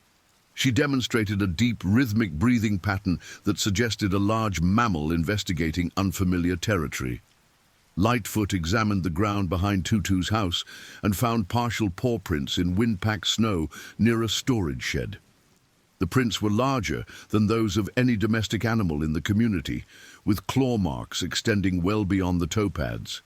The spacing between prints indicated a gait consistent with a large bear, moving cautiously rather than traveling at normal speed. "Definitely polar bear," Lightfoot confirmed, measuring the prints with a standard ruler from his equipment kit. Front paw print measures 23 centimeters long, 17 centimeters wide. That suggests a mature male, probably over 700 pounds. Torres photographed the tracks using his mobile phone equipped with GPS coordinates, creating evidence that could be used to track the bear's movement pattern and estimate its size and behavior. The photos would also be forwarded to wildlife authorities for expert analysis once communication systems were restored. Meanwhile, Mackenzie and Brewster patrolled the southern section of Pond Inlet, focusing on the harbor area where fishing boats, cargo handling equipment, and fuel storage facilities provided numerous attractants for curious polar bears. The harbor remained ice-free due to tidal action and wind patterns, but approaching winter would soon lock the entire coastline in solid ice, extending dozens of kilometers from shore. The harbor area presented unique challenges for wildlife management because it served as the community's economic lifeline for cargo deliveries, fishing operations, and transportation to other Arctic communities. Large containers of imported food, building materials, and fuel were stored in inadequately secured facilities that could attract both polar bears and Arctic foxes seeking easy food sources. Brewster noted several significant security issues during their patrol. A container of restaurant food waste had been left unlocked and unattended since the previous day, creating a powerful attractant that could be detected by polar bears from several kilometers away. Additionally, fishing equipment and bait supplies were stored in simple wooden sheds that would provide no barrier to a determined bear. "This is exactly what we don't want," Mackenzie observed, pointing to scattered fish remains near a processing facility. Fresh blood and meat scraps in an accessible location. Might as well put up a sign inviting polar bears to dinner. The officers spent considerable time advising facility managers about proper waste storage and bear-proofing procedures. Most of the businesses and government facilities had written protocols for wildlife management, but implementation was often inconsistent due to cost considerations and competing operational priorities. At 10:30 hours, both patrol teams returned to the detachment to report their findings and coordinate the next phase of community protection. Fraser reviewed their observations and photographs, noting the evidence of polar bear presence and the numerous attractants that could draw the animal directly into contact with residents. "We've got a problem developing," Fraser announced after hearing both teams' reports. Clear evidence of a large male polar bear investigating the community and plenty of food sources to keep his interest. Weather conditions prevent air support or evacuation if things go wrong. Chen had managed to establish intermittent satellite communication with RCMP headquarters in Iqaluit and reported the wildlife situation to Superintendent Catherine Walsh, the commanding officer responsible for Arctic operations. Walsh authorized additional resources, including a helicopter-based wildlife response team from Resolute Bay, but weather conditions would prevent aircraft operations for at least 24 hours. "We're on our own until weather clears," Fraser informed his team. Standard bear protocols are in effect. No single-officer patrols, weapons loaded and accessible, emergency kit checks every 2 hours, and nobody goes outside without radio contact. The detachment's bear protocols had been developed through years of experience with polar bear encounters in Arctic communities. The procedures emphasized prevention through community education, early warning systems, and removal of attractants, but also included specific response measures for direct confrontations with aggressive bears. At 1100 hours, the first actual sighting of the polar bear occurred when David Aknavigak, nephew of the elder who had reported tracks earlier, observed the animal investigating a fuel storage area approximately 1 kilometer from the community center. David was returning from a hunting trip on his snowmobile when he noticed the bear standing on its hind legs beside a large propane tank, apparently testing the air for scents. David immediately drove to the RCMP detachment and reported the sighting to Fraser. His description confirmed the animal was an exceptionally large adult male, standing nearly 4 meters tall when upright and displaying the confident behavior of a dominant predator. The bear showed no obvious fear of human presence, investigating the industrial area methodically as if searching for specific items. "This bear knows about people," David explained through Lightfoot's translation. "Not afraid, not running.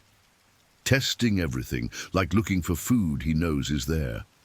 Maybe this bear has been in other communities." Fraser recognized the implications of David's observation. Polar bears that had previous positive experiences with human food sources often lost their natural wariness and became increasingly bold in approaching settlements. These problem bears posed exceptional dangers because they combined the intelligence and strength of apex predators with reduced fear of human activity. At 11:30 hours, Fraser implemented elevated alert protocols that restricted unnecessary movement within the community and positioned officers at strategic locations to monitor the bear's activities. Lightfoot and Torres were deployed to the community center where they could observe the industrial area where the bear had been sighted, while Mackenzie and Brewster established an observation post at the school. The elevated protocols also required hourly radio contact between all personnel and immediate notification of any bear sightings or unusual activity. Each officer carried emergency flares for long-distance signaling and whistle systems for close-range communication when radio equipment might malfunction in extreme cold. Chen maintained continuous monitoring of emergency radio frequencies used by hunters, aircraft pilots, and other communities in the region. Information about polar bear movements was shared through informal networks that often provided more timely and accurate data than official reporting systems. At 1200 hours, the situation escalated dramatically when Mary Tutu called the detachment to report that the polar bear was investigating her backyard storage shed where her family kept traditional foods including seal meat, Arctic char, and caribou. The bear had apparently followed scent trails from its initial nighttime investigation and returned to explore the area more thoroughly. Fraser immediately dispatched Lightfoot and Torres to respond to the call, with instructions to observe and document the bear's behavior while maintaining safe distances. The officers were specifically ordered not to attempt direct intervention unless human life was in immediate danger. The two officers approached Tutu's house carefully, using buildings and terrain features to conceal their movement from the bear. Arctic polar bears possessed exceptional hearing and could detect human activity from considerable distances, making stealth approaches extremely difficult.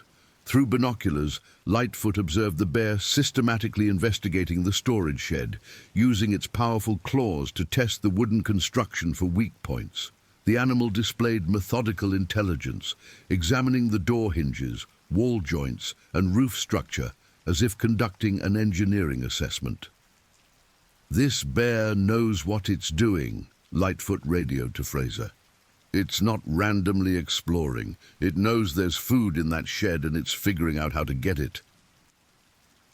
The bear's behavior confirmed Fraser's worst fears about dealing with an experienced problem bear. Unlike wild polar bears that avoided human contact, this animal had learned to associate human structures with food sources and possessed the intelligence and determination to overcome barriers that would deter other wildlife. At 12:15 hours, the bear successfully breached the storage shed by pulling apart the wall boards with its claws and teeth. The sound of splintering wood carried clearly across the snow-covered community, followed by the distinctive huffing vocalizations polar bears made when feeding. Lightfoot and Torres witnessed the bear consuming stored seal meat while continuing to investigate other items in the shed. The animal showed no concern about human proximity, focusing entirely on the available food, while occasionally looking around with the casual alertness of a predator in complete control of its environment. "Bear is feeding actively," Torres reported via radio. "No signs of aggression or fear. Acting like it owns the place." Fraser made the difficult decision to allow the bear to finish feeding rather than attempting to drive it away while it was actively protecting a food source. Polar bears, defending meals, were exceptionally dangerous and would attack perceived threats with devastating force. The safest strategy was to wait for the animal to satisfy its hunger and move away voluntarily. However, the bear's successful feeding would likely encourage it to investigate other potential food sources within the community. Each positive experience with human-provided food would make the animal bolder and more likely to approach occupied buildings in search of additional meals. At 12:45 hours, the bear finished feeding and began investigating the Tutu house itself, standing on its hind legs to peer through windows and testing the structural integrity of the porch and exterior walls. Inside the house, Mary Tutu and her 3 children watched in terrified fascination as nearly half a ton of predator examined their home with scientific thoroughness.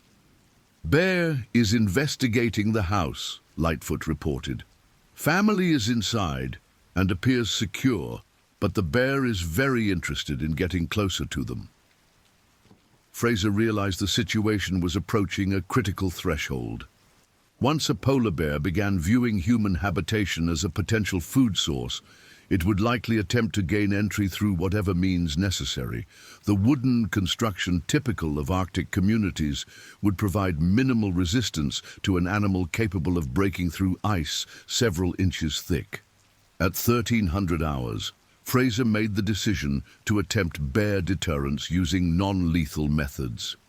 Mackenzie and Brewster were repositioned to provide backup support, while Lightfoot and Torres prepared to deploy noisemakers and deterrent rounds designed to frighten the bear away from the residential area. The deterrent strategy relied on creating sufficient stress and confusion to convince the bear that human areas were dangerous rather than profitable. Success required perfect timing and coordination, as a partially effective deterrent attempt could trigger aggressive behavior rather than retreat. "Remember, our goal is to make this bear think humans are dangerous," Fraser instructed over the radio. "We want it scared and moving away, not angry and moving toward us." At 13:15 hours, Lightfoot initiated the deterrent sequence by firing a shotgun blast into the air from a position approximately 50 meters from the bear. The loud report echoed across the community, causing dogs throughout the settlement to begin howling and alerting every resident to the ongoing crisis. The bear's reaction was immediate, but not what the officers had hoped. Instead of retreating, the animal turned toward the source of the sound and began moving in the officer's direction with the confident gait of a predator investigating potential prey rather than fleeing from a threat. "Bear is approaching our position," Torres reported, his voice tight with stress. "Distance approximately 40 meters and closing." Fraser authorized escalation to deterrent rounds, specialized ammunition designed to create loud noises and bright flashes without causing serious injury to wildlife. Lightfoot fired 2 deterrent rounds in rapid succession, creating explosive sounds and brilliant white light that should have driven any normal polar bear to immediate retreat. The bear paused momentarily but did not retreat. Instead, it reared up on its hind legs to gain a better view of the officers and their equipment, displaying the massive size and power that made adult male polar bears among the most dangerous predators on Earth. "Deterrent rounds are ineffective," Lightfoot reported. "Bear is not showing fear response. Recommend immediate withdrawal to secure positions." Fraser made the agonizing decision to order his officers to retreat rather than escalate to lethal force. The bear had not yet displayed overtly aggressive behavior, and RCMP protocols required exhausting non-lethal options before authorizing deadly force against wildlife. At 13:25 hours, Lightfoot and Torres withdrew to the community center building while maintaining visual contact with the bear.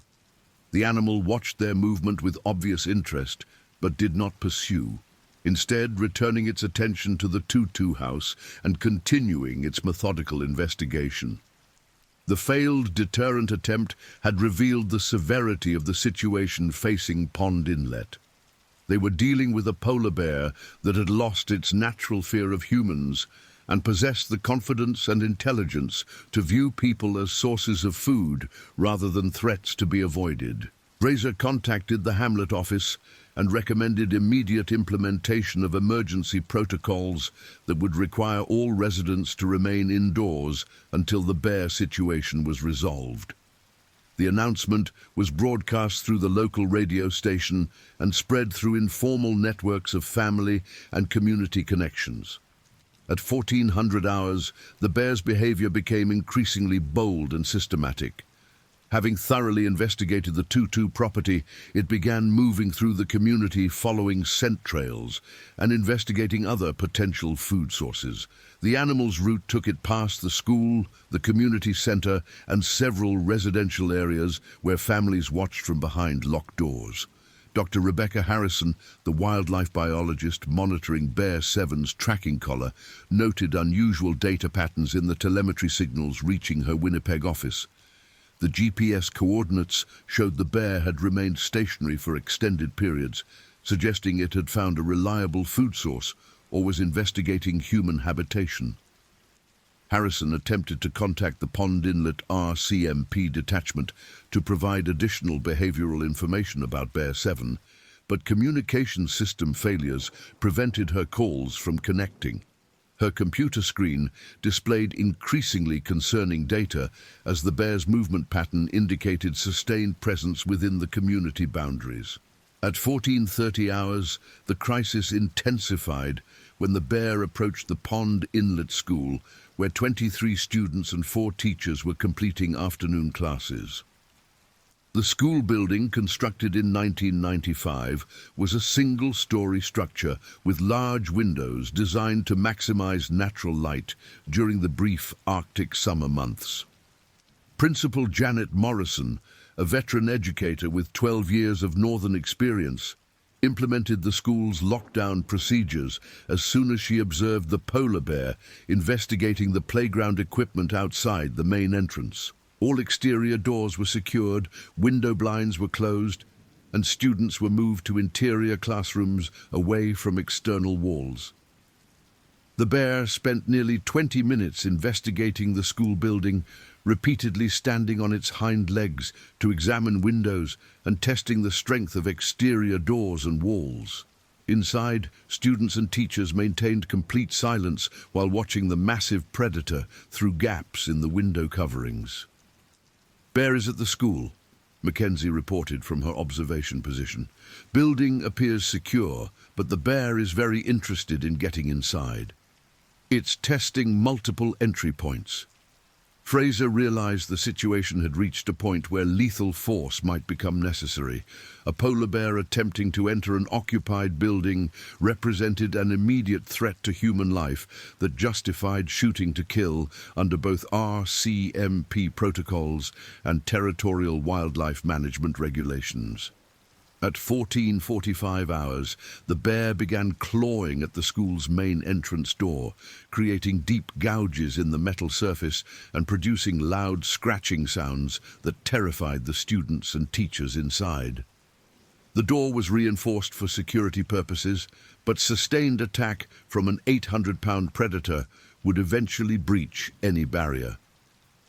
Fraser authorized Mackenzie and Brewster to move to positions where they could deliver effective lethal fire if the bear succeeded in entering the school building.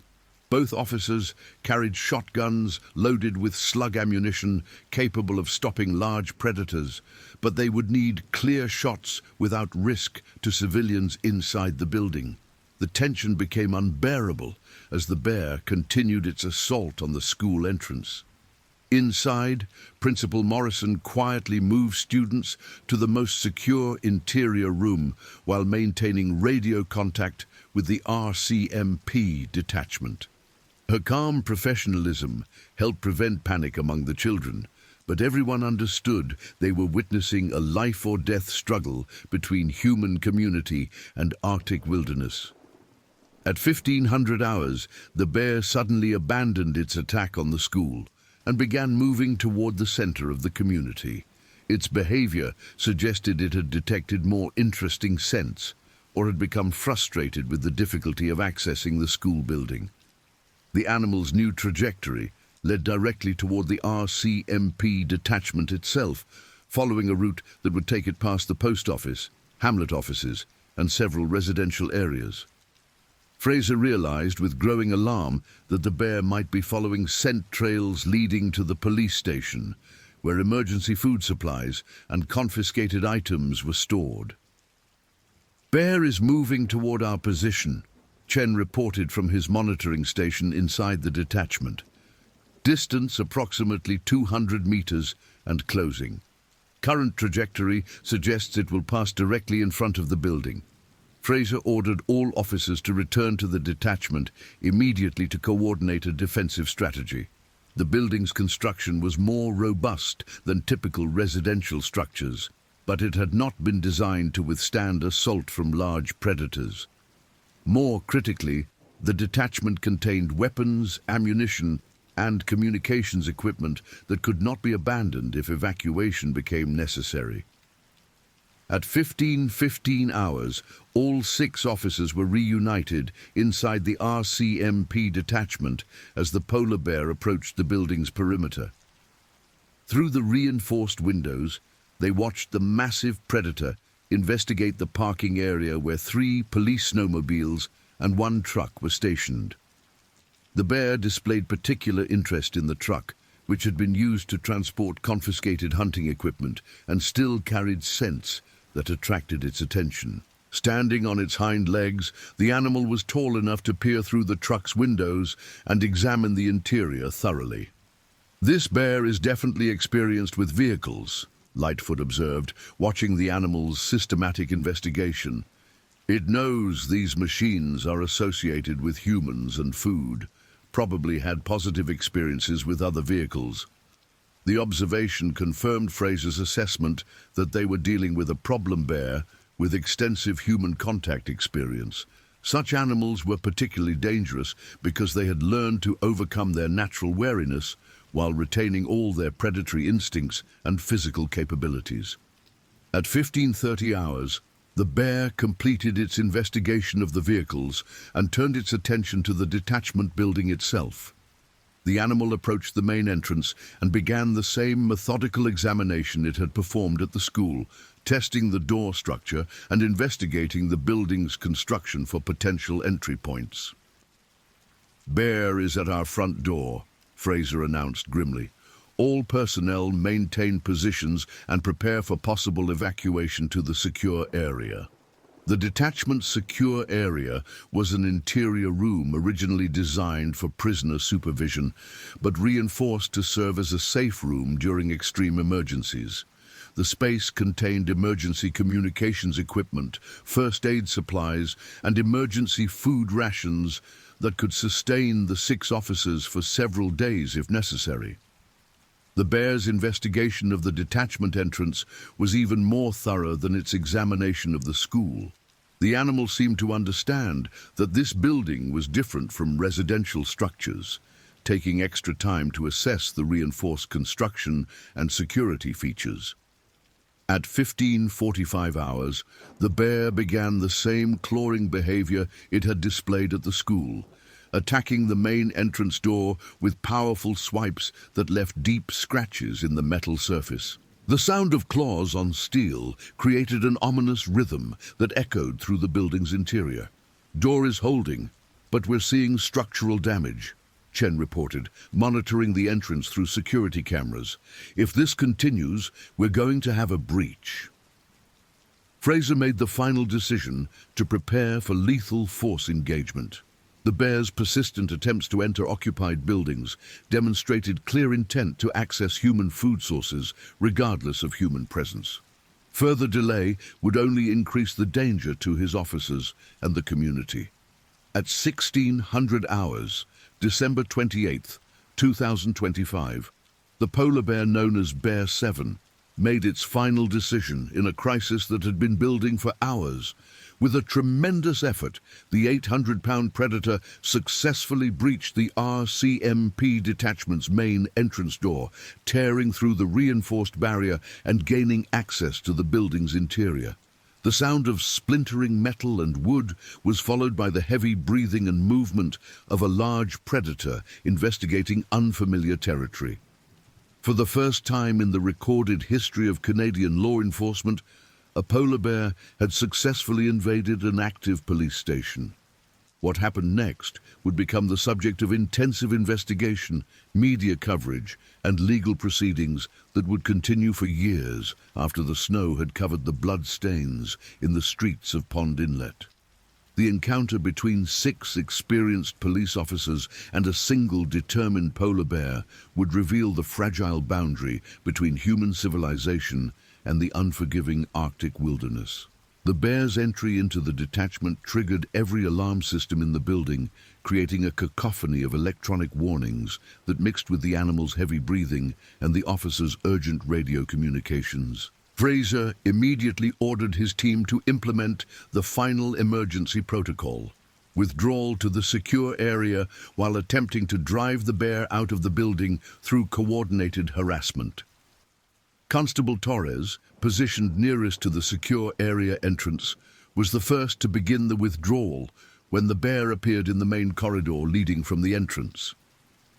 The young officer found himself face to face with nearly half a ton of Arctic predator in a confined space where retreat was limited and the animal held every advantage. The polar bear's black eyes fixed on Torres with the focused attention of an apex predator that had identified potential prey.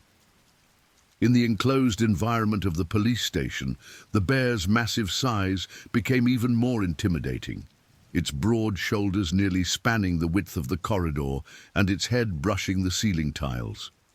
Torres attempted to follow protocol by moving slowly toward the secure area while avoiding direct eye contact that might trigger aggressive behavior. However, the bear interpreted his movement as potential retreat from a food source and began advancing down the corridor with the confident stride of a predator pursuing prey. "Bear is in the building," Torres reported over his radio, his voice tight with controlled fear. "Corridor between main entrance and secure area. Animal is advancing toward my position. Fraser and the other officers could hear the bear's movement through the building's walls and ventilation system. The animal's weight caused the floor to creak and vibrate, while its breathing and occasional vocalizations created an atmosphere of imminent violence that tested every officer's psychological endurance. Mackenzie attempted to create a distraction by activating the building's fire alarm system, flooding the interior with loud warning signals that should have driven any wild animal to seek escape routes. However, the bear showed no response to the electronic noise, continuing its methodical advance through the police station as if the alarms were merely background sound. At 16:05 hours, the situation reached its critical point when Torres found his retreat blocked by a locked security door that required electronic access he could not obtain while maintaining visual contact with the approaching bear.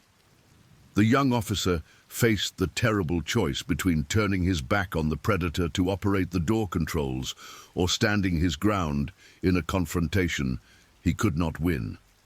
"I'm trapped," Torres reported, his voice steady despite the desperate circumstances. "Security door won't open and the bear is less than 5 meters away." Fraser made the command decision that would haunt him for the rest of his life. All officers, weapons free. Engage the target. The authorization for lethal force came too late to save Constable Michael Torres.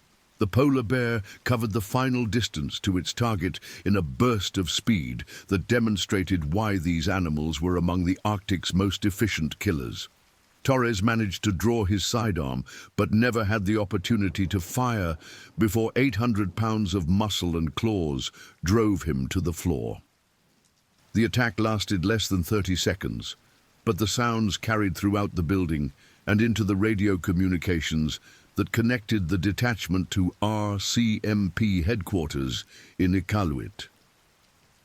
Dispatcher Sarah Conrad heard the gunshots, screaming and inhuman roaring that marked the first death in what would become known as the Pond Inlet Massacre. Lightfoot was the first officer to respond to Fraser's authorization, moving through the building's secondary corridor system to reach a position where he could engage the bear without endangering any surviving officers. His training and experience hunting large game in northern Saskatchewan had prepared him for the challenges of stopping dangerous wildlife. But nothing could have prepared him for the horror of seeing a colleague being mauled by a polar bear inside a police station. The bear had dragged Torres into the main office area, where it continued its attack with the methodical efficiency of a predator that understood how to kill large prey quickly. Lightfoot's first shotgun blast struck the animal in the shoulder, causing it to release Torres and turn toward this new threat with blood covering its muzzle and front paws. "Officer down!" Lightfoot reported over the radio as he pumped his shotgun for a second shot. "Torres is down and the bear is engaging my position." The wounded polar bear's response to being shot demonstrated why these animals were considered among the most dangerous in the world. Instead of fleeing or showing signs of incapacitation, the bear charged directly at Lightfoot with the focused rage of a predator that had been challenged in its territory. Lightfoot's second shot caught the bear center mass, delivering a slug that would have dropped most large animals instantly. The polar bear stumbled but continued its charge, covering the distance to Lightfoot's position before the officer could cycle his weapon for a third shot. The impact of 800 pounds of wounded predator drove Lightfoot through a partition wall and into the communications center where Chen was attempting to coordinate emergency response. The bear's claws and teeth inflicted devastating injuries that would prove fatal within minutes, but Lightfoot managed to maintain consciousness long enough to continue fighting. Chen found himself in close combat with a polar bear that had already killed one officer and mortally wounded another. The young officer's technical expertise with computer systems had not prepared him for hand-to-hand combat with Arctic wildlife. But his survival instincts and determination to protect his colleagues drove him to actions that exceeded anything in his training. Using his sidearm at point-blank range, Chen managed to place several shots into the bear's torso before the animal's massive paw struck him across the head with enough force to cause immediate unconsciousness and severe traumatic brain injury. The bear continued its assault on Chen's motionless body while Fraser, Mackenzie and Brewster attempted to reach positions where they could deliver effective fire. The building's interior layout, designed for police work rather than wildlife management, created multiple obstacles for the officers attempting to engage the bear. Narrow corridors, multiple rooms, and security barriers that were intended to protect officers from human threats became death traps when faced with a predator that could break through walls and doors. Mackenzie managed to reach the main office area where she found Torres obviously dead and Lightfoot dying from massive blood loss caused by claw wounds to his chest and abdomen. The bear was continuing its attack on Chen in the communications center, creating a scene of destruction that resembled a war zone more than a police station. Multiple officers down, Mackenzie reported, her voice professional despite the horror surrounding her. Need immediate medical evacuation and wildlife response team. However, weather conditions continued to prevent any outside assistance from reaching Pond Inlet. The officers faced the terrible reality that they were completely isolated with a wounded, enraged polar bear that had demonstrated its ability to kill experienced law enforcement personnel. Fraser and Brewster approached the communications center from opposite directions, hoping to create crossfire that would allow them to stop the bear without further casualties. However, the animal's intelligence and experience with human behavior enabled it to detect their approach and position itself where it could engage each officer individually rather than facing coordinated fire. At 16:10 hours, the bear emerged from the communications center and confronted Fraser in the main corridor. The veteran officer had faced dangerous situations throughout his 18-year career, but nothing had prepared him for close combat with a wounded polar bear inside a confined space. Fraser's first shots struck the bear in the chest and shoulder, adding to the wounds inflicted by Lightfoot and Chen. However, the animal's incredible resilience and determination to defend its territory enabled it to continue fighting despite injuries that would have killed most predators. The bear's charge drove Fraser backward into the prisoner holding area, where the reinforced walls and narrow spaces created an even more confined battlefield. Fraser continued firing until his ammunition was exhausted, then attempted to use the cell doors and barriers as protection while reloading. The polar bear's assault on the prisoner-holding area demonstrated the inadequacy of human construction when faced with determined wildlife. The animal's claws and teeth damaged concrete blocks, bent steel bars, and destroyed furniture with casual ease as it pursued Fraser through the maze of cells and corridors. Brewster attempted to rescue Fraser by engaging the bear from behind, using her shotgun to deliver multiple shots to the animal's back and hindquarters. Her training in criminal investigation had included firearms proficiency, but she had never before fired at a moving target in a life-or-death situation. Several of Brewster's shots struck the bear, but the animal's focus on Fraser prevented it from immediately responding to this new threat. The polar bear continued its assault on the prisoner holding area until Fraser's movement ceased, then turned to face Brewster with the methodical attention of a predator selecting its next target. Mackenzie had used the time provided by Fraser's sacrifice to reach the secure area and activate the emergency communication systems that would alert outside authorities to the ongoing crisis. However, she realized that help could not arrive in time to save any of the remaining officers. The bear's pursuit of Brewster led both women through the detachment's administrative areas, destroying furniture, equipment, and walls as the chase continued. Brewster's athletic conditioning allowed her to stay ahead of the wounded animal temporarily, but she was running out of space and ammunition in a building that provided no real escape routes. At 16:15 hours, Brewster made her final stand in Fraser's office, using the commander's desk as a barricade while firing her remaining ammunition at the approaching bear. Her last shots were fired at point-blank range as the bear climbed over the desk, but even these failed to stop the animal's final assault. Mackenzie, alone in the secure area with communication equipment that could not summon help through the Arctic storm, made the decision to document the ongoing crisis for investigators who would eventually reach Pond Inlet. Her radio transmissions to RCMP headquarters provided a real-time account of the massacre that would become crucial evidence in the subsequent investigation. "All officers down, except myself," Mackenzie reported, her voice remaining professional despite the sounds of destruction echoing through the building. "Bear is still active in the building. Estimate 5 fatalities confirmed, requesting immediate emergency response when weather permits." D. The polar bear's systematic destruction of the RCMP detachment continued for another 20 minutes as the animal investigated every room and corridor in search of additional threats or food sources. The building's interior was left in ruins, with blood, destroyed equipment and structural damage throughout. Mackenzie remained in the secure area, listening to the bear's movements and maintaining radio contact with RCMP headquarters until the animal finally departed through the damaged main entrance. The silence that followed was broken only by the Arctic wind and the electronic alarms that continued to sound throughout the destroyed police station.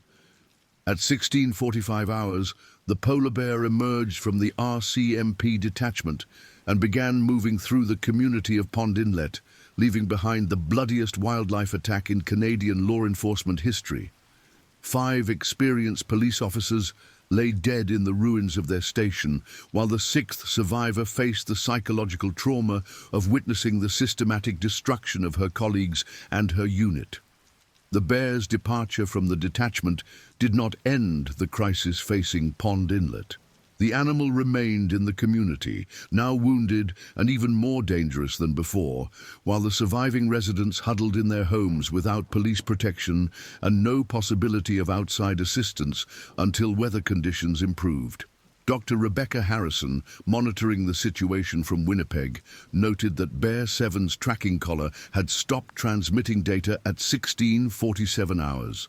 The sudden loss of signal suggested either equipment failure due to physical damage or the bear's location in an area where satellite communication was blocked by terrain features or atmospheric conditions.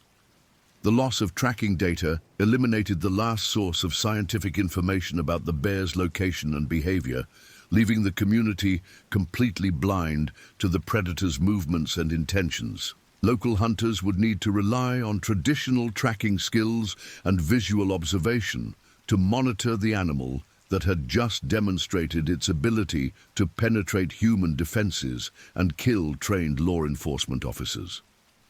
Tommy Aknavigak, the elder who had first reported bear tracks earlier that morning, organized a group of experienced hunters to maintain surveillance of the community perimeter and attempt to locate the wounded polar bear. The hunting party included his nephew David, Peter Kanguk, and 3 other men with extensive experience tracking dangerous Arctic wildlife.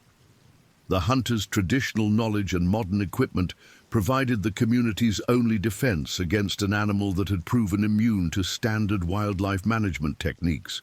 Their mission would be complicated by the need to protect residents while tracking a wounded predator through an Arctic storm that limited visibility and made movement extremely dangerous.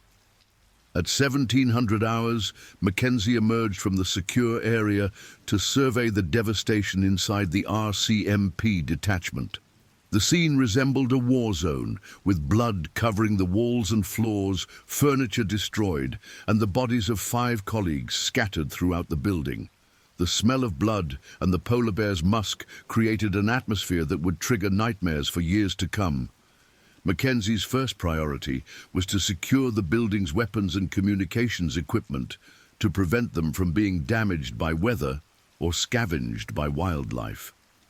She also needed to document the crime scene for the investigation that would follow, though the bear's rampage had destroyed most potential evidence.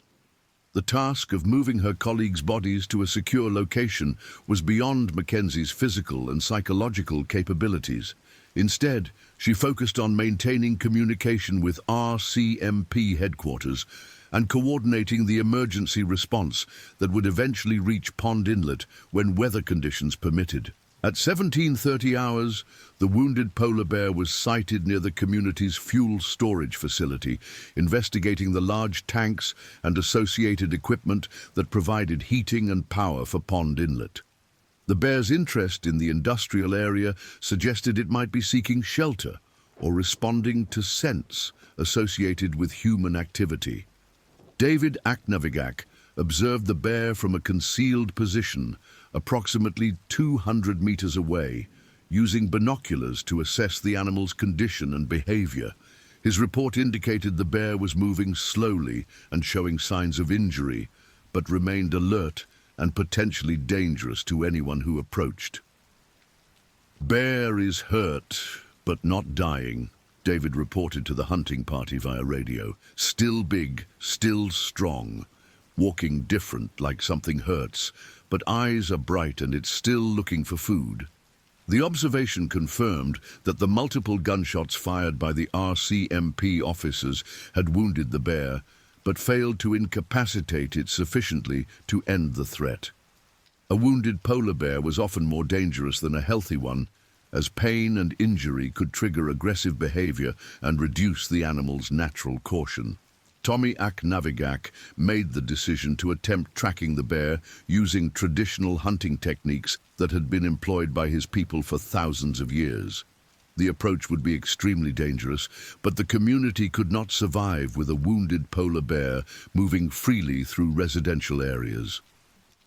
At 1800 hours, as Arctic darkness deepened over Pond Inlet, the hunting party began their pursuit of the polar bear that had transformed a routine day into a tragedy that would be remembered throughout Canadian law enforcement history.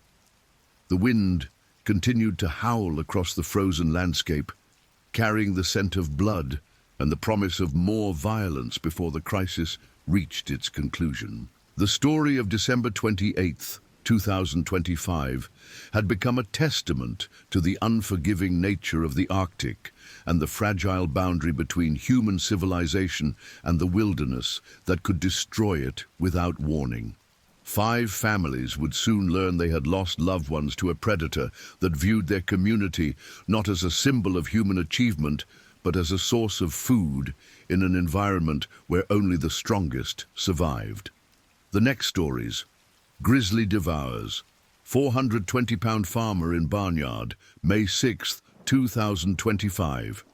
Gerald Simmons had always been a creature of habit, and that habit would ultimately seal his fate on the morning that changed everything in Billings, Montana. At 6'2" and weighing in at a solid 420 pounds, Gerald moved through his daily routines with the methodical precision of a man who had worked the same land for 37 years. His massive frame, built from decades of hauling hay bales and wrestling stubborn cattle, commanded respect throughout Yellowstone County. Nobody questioned Gerald's authority when it came to farming, and few could match his work ethic when the sun crested the Beartooth Mountains each morning. The Simmons family farm sprawled across 2,400 acres of prime Montana rangeland, nestled in the Billings River Valley approximately 15 miles southeast of the city proper. Gerald had inherited the operation from his father Marcus Simmons, who had built the spread from nothing after returning from Vietnam in 1972. The property bordered the Yellowstone River to the north and butted up against Bureau of Land Management territory to the south and east, creating a natural corridor for wildlife that had become increasingly problematic in recent years.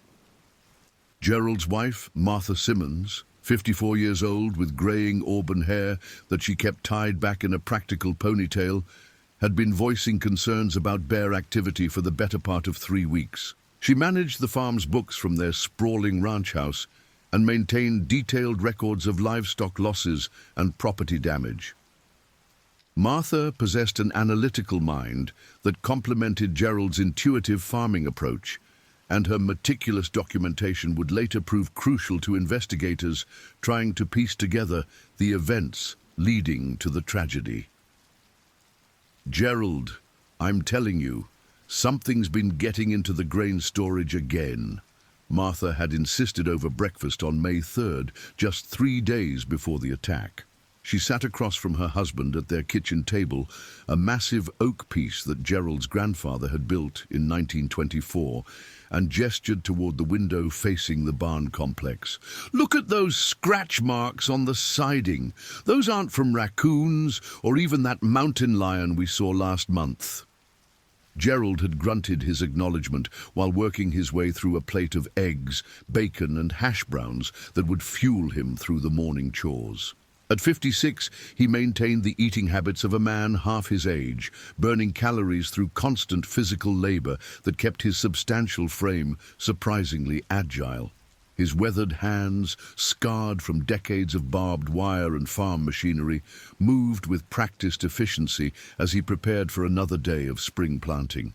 Their son, Daniel Simmons, 28 years old and fresh out of Montana State University with a degree in agricultural business, had been living back on the farm for 6 months while helping to modernize their operations. Daniel stood 6 feet tall with his father's broad shoulders, but carried himself with the confidence of someone who understood both traditional farming and modern agricultural technology. He had installed security cameras around the property perimeter and maintained detailed digital records of everything from soil conditions to wildlife encounters. "Dad, the motion sensors picked up something large moving through the north pasture around 2:30 a.m. last night," Daniel reported, checking his tablet while leaning against the kitchen counter. Whatever it was, triggered 3 different cameras before heading toward the creek bottom. The thermal imaging suggests something significantly larger than a deer or elk. Gerald's younger daughter, Sarah Simmons Mitchell, 31 years old and living in town with her husband and 2 young children, visited the farm regularly to help with bookkeeping and maintain the family's close bonds. Sarah possessed her mother's analytical nature combined with her father's stubborn determination, making her an invaluable resource for navigating the increasingly complex world of modern agriculture. She had been pushing the family to implement additional safety measures after reading news reports about increasing bear activity throughout the region. The Billings area had experienced an unusually harsh winter, with temperatures dropping below -20 degrees Fahrenheit for extended periods, and snowfall totals reaching nearly double the historical average. These conditions had disrupted normal foraging patterns for the region's substantial grizzly bear population, forcing many animals to seek alternative food sources as natural hibernation periods extended well into April. Montana Fish, Wildlife and Parks had documented 17 separate bear encounters within a 50-mile radius of Billings during the first week of May alone, a 340% increase over the same period in the previous year. Dr. Rebecca Harrison, a wildlife biologist with the Montana Department of Fish, Wildlife and Parks, had been tracking increased bear activity throughout the Yellowstone River corridor since early April. Her research focused on human-wildlife conflict mitigation, and she maintained detailed databases of bear encounters, property damage, and behavioral patterns across south-central Montana. Dr. Harrison's work would later prove instrumental in understanding the specific circumstances that led to the tragic events at the Simmons farm. "We are seeing unprecedented levels of bear activity this spring, Doctor," Harrison had explained during a public meeting at the Billings Civic Center on April 28th, just 8 days before Gerald's death. "The extended winter has disrupted normal food availability, and bears are emerging from hibernation later than usual while facing significant nutritional deficits. Property owners in rural areas need to understand that we're dealing with desperate animals that may exhibit atypical behaviors." The meeting had been attended by approximately 200 area residents, including several of the Simmons family's neighbors who farmed adjacent properties throughout the valley. Among those present was Robert Bob McNeil, 63 years old and owner of the Rocking M Ranch, immediately west of the Simmons property. Bob had been Gerald's closest neighbor and friend for over 2 decades, and their properties shared a common fence line that stretched for nearly 4 miles across rolling grassland and creek bottoms. Bob McNeil stood 5'9", with the lean build of a lifelong horseman, his weathered face marked by deep lines earned through decades of working under the Montana sun. He had served in the Marines during the late 1970s before returning home to take over his family's ranching operation, and he maintained the disciplined approach to planning and preparation that military service had instilled. Bob's attention to detail and natural leadership abilities made him a respected voice in the local agricultural community. "Gerald, you need to be taking this bear situation more seriously," Bob had warned during a phone conversation on the evening of May 4th. "I found fresh tracks in my north pasture this morning, and whatever left them was bigger than anything I've seen in 30 years of ranching. The pads had to be 8 inches across, and the claw marks were extending 4 inches beyond the toe marks." Gerald had listened to his friend's concerns while reviewing the next day's work schedule, but his focus remained on the practical demands of spring farming operations. The weather forecast called for several days of ideal planting conditions, and Gerald knew that missing the optimal window could impact crop yields throughout the growing season. His farming operation generated annual revenues approaching $800,000, and timing decisions during the spring planting period could determine whether the year would be profitable or financially devastating. The Simmons farm employed 6 full-time workers and brought in additional seasonal help during planting and harvest periods. Gerald's crew included Miguel Rodriguez, 34 years old, and the farm's equipment operator for the past 7 years, who had immigrated from Mexico and built a reputation as one of the most skilled machinery operators in the county. Miguel maintained and operated the farm's fleet of tractors, combines, and specialized equipment, working closely with Gerald to coordinate complex planting schedules across thousands of acres. Tommy Patterson, 22 years old and fresh out of high school, had been working on the Simmons farm for 2 seasons while saving money for college. Tommy stood 6'4", with the athletic build of someone who had played football and basketball throughout high school, and his youthful energy complemented the experience of the older crew members. He typically arrived at the farm by 6 a.m., and worked alongside Gerald on the daily livestock care routines that kept the operation running smoothly. Frank Morrison, 51 years old and a long-time employee, served as the farm's livestock foreman and managed the day-to-day care of nearly 400 head of cattle, plus assorted horses, pigs, and poultry.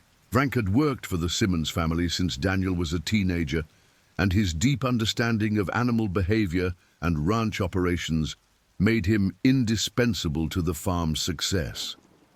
He lived in a trailer house on the property with his wife Linda and maintained round-the-clock responsibility for monitoring the health and safety of the livestock. The morning of May 6th began, like countless others over the previous 3 decades, with Gerald rising at 4:45 a.m. to begin his daily routines. Martha typically woke with him to prepare breakfast and coffee, but she had been fighting a cold for several days, and Gerald had insisted she stay in bed to recover. He moved quietly through their house, a 2-story farmhouse that had been expanded several times over the years to accommodate their growing family and changing needs. Gerald's morning routine never varied. Black coffee from the automatic maker that Martha programmed each night, a quick review of weather forecasts and commodity prices on his laptop computer, and a thorough check of the previous day's notes and planning materials that he kept in a 3-ring binder on the kitchen counter. The binder contained handwritten logs of field conditions, equipment maintenance schedules, employee work assignments, and detailed notes about livestock health and feeding requirements. The weather forecast for May 6th called for clear skies with temperatures reaching the mid-60s, perfect conditions for continuing the spring wheat planting that had been delayed by late-season snow. Gerald had planned to spend the morning checking the cattle in the north pasture before moving into the barn complex to prepare equipment for another day of field work. The cattle had been moved to fresh pasture 3 days earlier, and Gerald wanted to ensure that the water systems were functioning properly and that no animals were showing signs of illness or injury. Gerald stepped outside into the crisp morning air at approximately 5:20 a.m., carrying his usual coffee mug and the small notebook where he recorded daily observations. The sun had not yet appeared over the eastern horizon, but the sky was beginning to lighten with the soft grey glow that preceded dawn in the Montana high country. The temperature stood at 38 degrees Fahrenheit, and a light breeze carried the scents of new grass and blooming wildflowers across the valley. The farm's main barn complex consisted of 3 interconnected buildings that housed equipment, feed storage, and livestock facilities. The largest structure, built in 1987 and measuring 120 feet long by 60 feet wide, contained the bulk storage bins for grain and hay, along with maintenance areas for farm equipment. A smaller barn, constructed in the 1960s, served as the primary livestock facility with stalls for horses and cattle, plus feed preparation areas. The third building, added in 2003, functioned as a machinery shop and storage area for tools and spare parts. Gerald's planned route took him past the barn complex toward the north pasture gate, a distance of approximately 800 yards from the house. The path followed a gravel road that he had built himself using materials from a local quarry, and the route provided access to most of the farm's key facilities and pasture areas. Gerald had walked this same path thousands of times over the previous decades, and he knew every stone and rut along the way. What Gerald did not know, as he made his way through the morning darkness, was that he was being watched. Approximately 200 yards northeast of the barn complex, concealed in a grove of cottonwood trees along the seasonal creek that crossed the property, a massive grizzly bear had been observing the farm's morning routines for the past 4 days. The bear, later estimated to weigh approximately 900 pounds and measuring over 8 feet in length, had been tracking the movements of humans and livestock while seeking opportunities to access the farm's abundant food sources. Dr. Harrison's subsequent investigation revealed that this particular bear, an adult male between 15 and 18 years old, had been displaced from his normal territorial range by construction activities associated with a new housing development approximately 30 miles to the southwest. The bear had been traveling northward along river corridors for several weeks, encountering increasing human activity and finding limited natural food sources due to the extended winter conditions. Grizzly bears possess extraordinary senses that make them formidable predators and opportunistic scavengers. Their sense of smell exceeds that of bloodhounds, allowing them to detect food sources from distances of several miles under favorable wind conditions. Their hearing operates across frequency ranges that enable them to identify specific sounds associated with human activity, livestock movements, and mechanical equipment from considerable distances. Most importantly for the events that would unfold, grizzly bears are capable of moving with surprising stealth despite their massive size, using terrain features and vegetation to remain undetected while stalking potential prey or investigating food sources. The bear watching Gerald had likely been drawn to the farm initially by the sense of livestock feed, grain storage, and food waste from the farmhouse. However, 4 days of observation had established predictable patterns of human movement that the bear had begun to associate with feeding opportunities. Gerald's consistent morning routine, particularly his solitary walks to check on livestock and equipment, had identified him as a potential target for an animal that was hungry, stressed, and increasingly aggressive due to the disrupted natural conditions. Gerald reached the barn complex at approximately 5:35 a.m. and began his usual inspection of the buildings and equipment.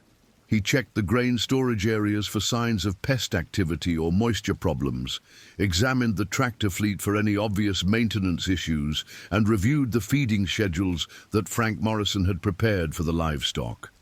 The barn's interior lighting provided adequate visibility for these routine tasks, but the surrounding area remained in deep shadow as the sun had not yet cleared the eastern ridgeline. The first indication that something was wrong came at approximately 5:47 a.m., when Gerald noticed that the farm's border collie, Rex, was behaving unusually. Rex typically accompanied Gerald on his morning rounds, eagerly exploring the property and investigating any changes from the previous day. However, on this morning, Rex remained close to Gerald's side, with his ears flattened and his body posture indicating extreme alertness or fear. The dog periodically looked toward the northeast corner of the barn complex and whined softly, behavior that Gerald had never observed in the animal's 6 years on the farm. Gerald attempted to encourage Rex to resume his normal exploration patterns, but the dog refused to leave his immediate vicinity. As someone who had worked with livestock and farm dogs for decades, Gerald recognized that Rex was detecting something that posed a significant threat. However, his attention was focused on completing the morning routine efficiently so that he could return to the house for breakfast before beginning the day's fieldwork. The attack occurred with devastating suddenness at 5:52 a.m., just as Gerald was preparing to leave the barn complex and continue toward the north pasture. He had secured the grain storage areas, completed his equipment inspection, and was walking toward the main door when the grizzly bear emerged from concealment behind a stack of hay bales near the northeast corner of the building. The bear's approach had been perfectly executed, using the barn structure to mask its scent and movements while positioning itself along Gerald's predictable exit route. Grizzly bears are capable of reaching speeds exceeding 30 miles per hour over short distances, and the bear covered the 60 feet between its hiding place and Gerald's position in less than 3 seconds. Gerald's first indication of danger was Rex's desperate barking, followed immediately by the thunderous sound of the bear's charge across the gravel surface.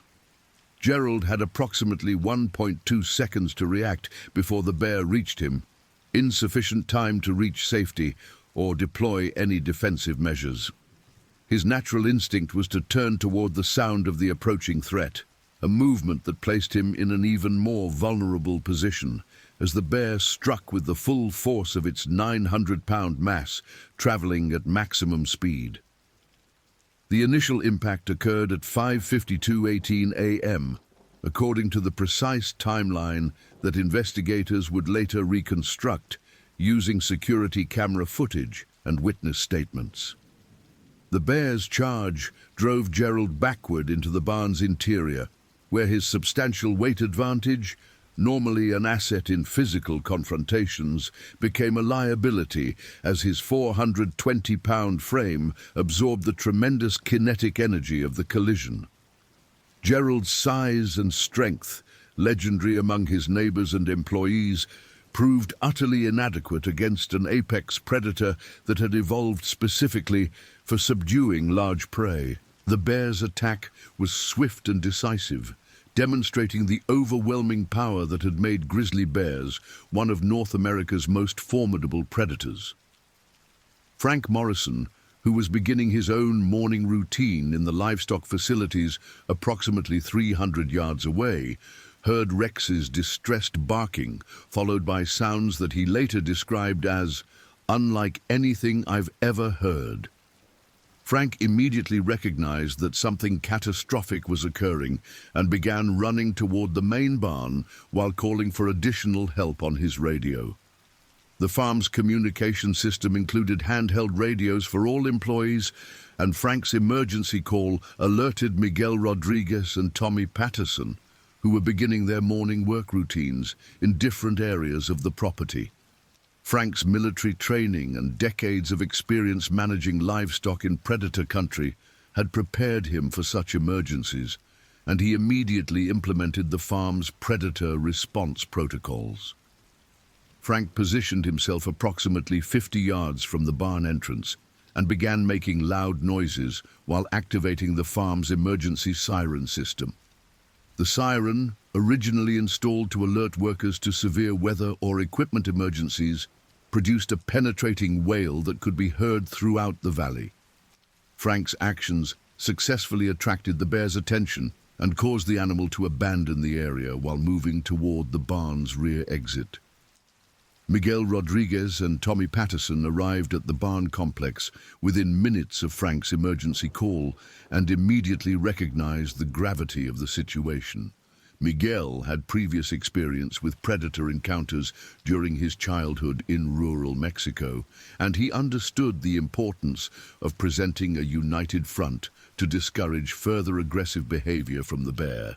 The three men positioned themselves to maintain safe distances while coordinating their emergency response. Martha Simmons was awakened at 6:03 a.m. by the sound of the emergency siren and immediately recognized that a serious emergency was occurring.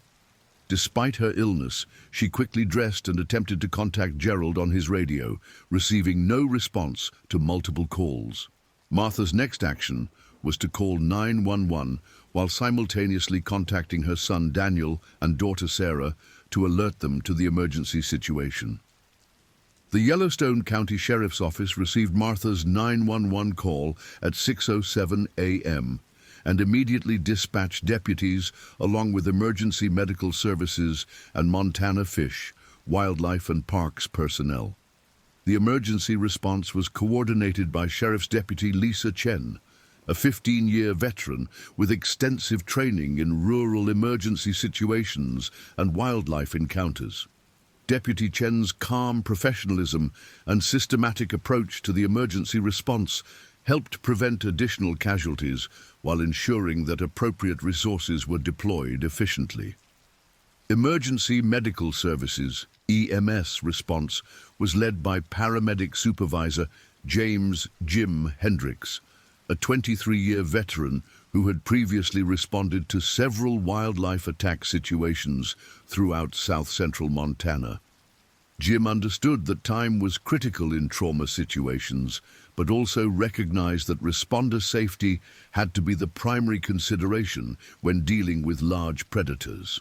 The first law enforcement unit arrived at the Simmons farm at 6:21 a.m., followed within minutes by EMS personnel and Montana Fish, Wildlife and Parks officers.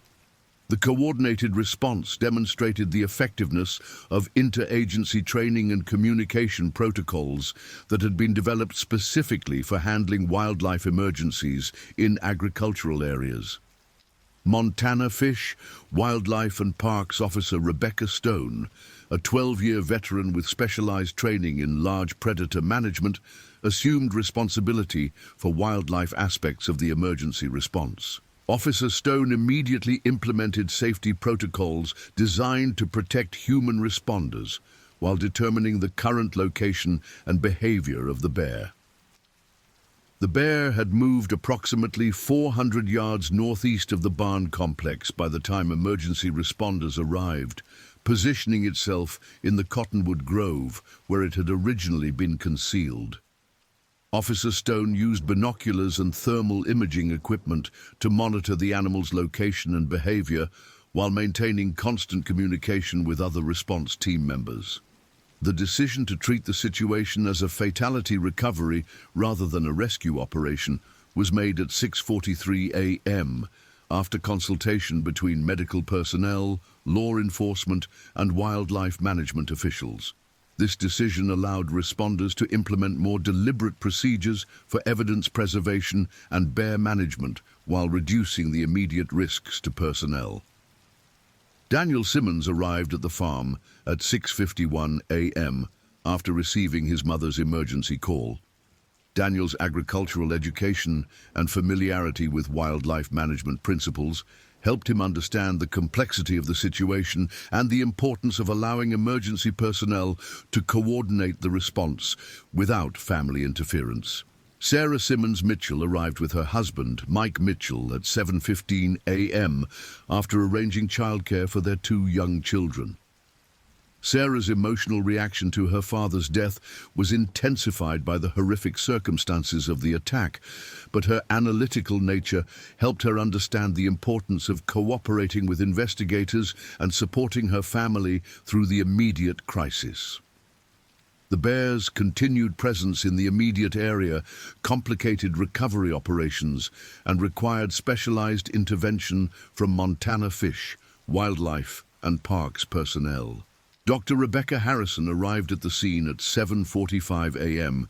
to assist with bear behavior assessment and management planning. Dr. Harrison's initial evaluation of the bear's behavior confirmed that the animal exhibited aggressive territorial responses and showed no fear of human activity. These characteristics indicated that the bear posed ongoing threats to public safety and would likely require lethal removal rather than relocation efforts. The bear was located and removed at 8:23 a.m. by Montana Fish, Wildlife and Parks specialist Thomas Bradley, a 28-year veteran with extensive experience in dangerous wildlife situations. This action occurred approximately 600 yards from the barn complex, eliminating the immediate threat to responders and community members.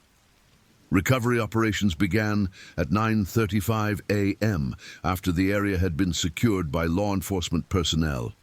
The recovery operation was conducted by Yellowstone County Coroner Dr.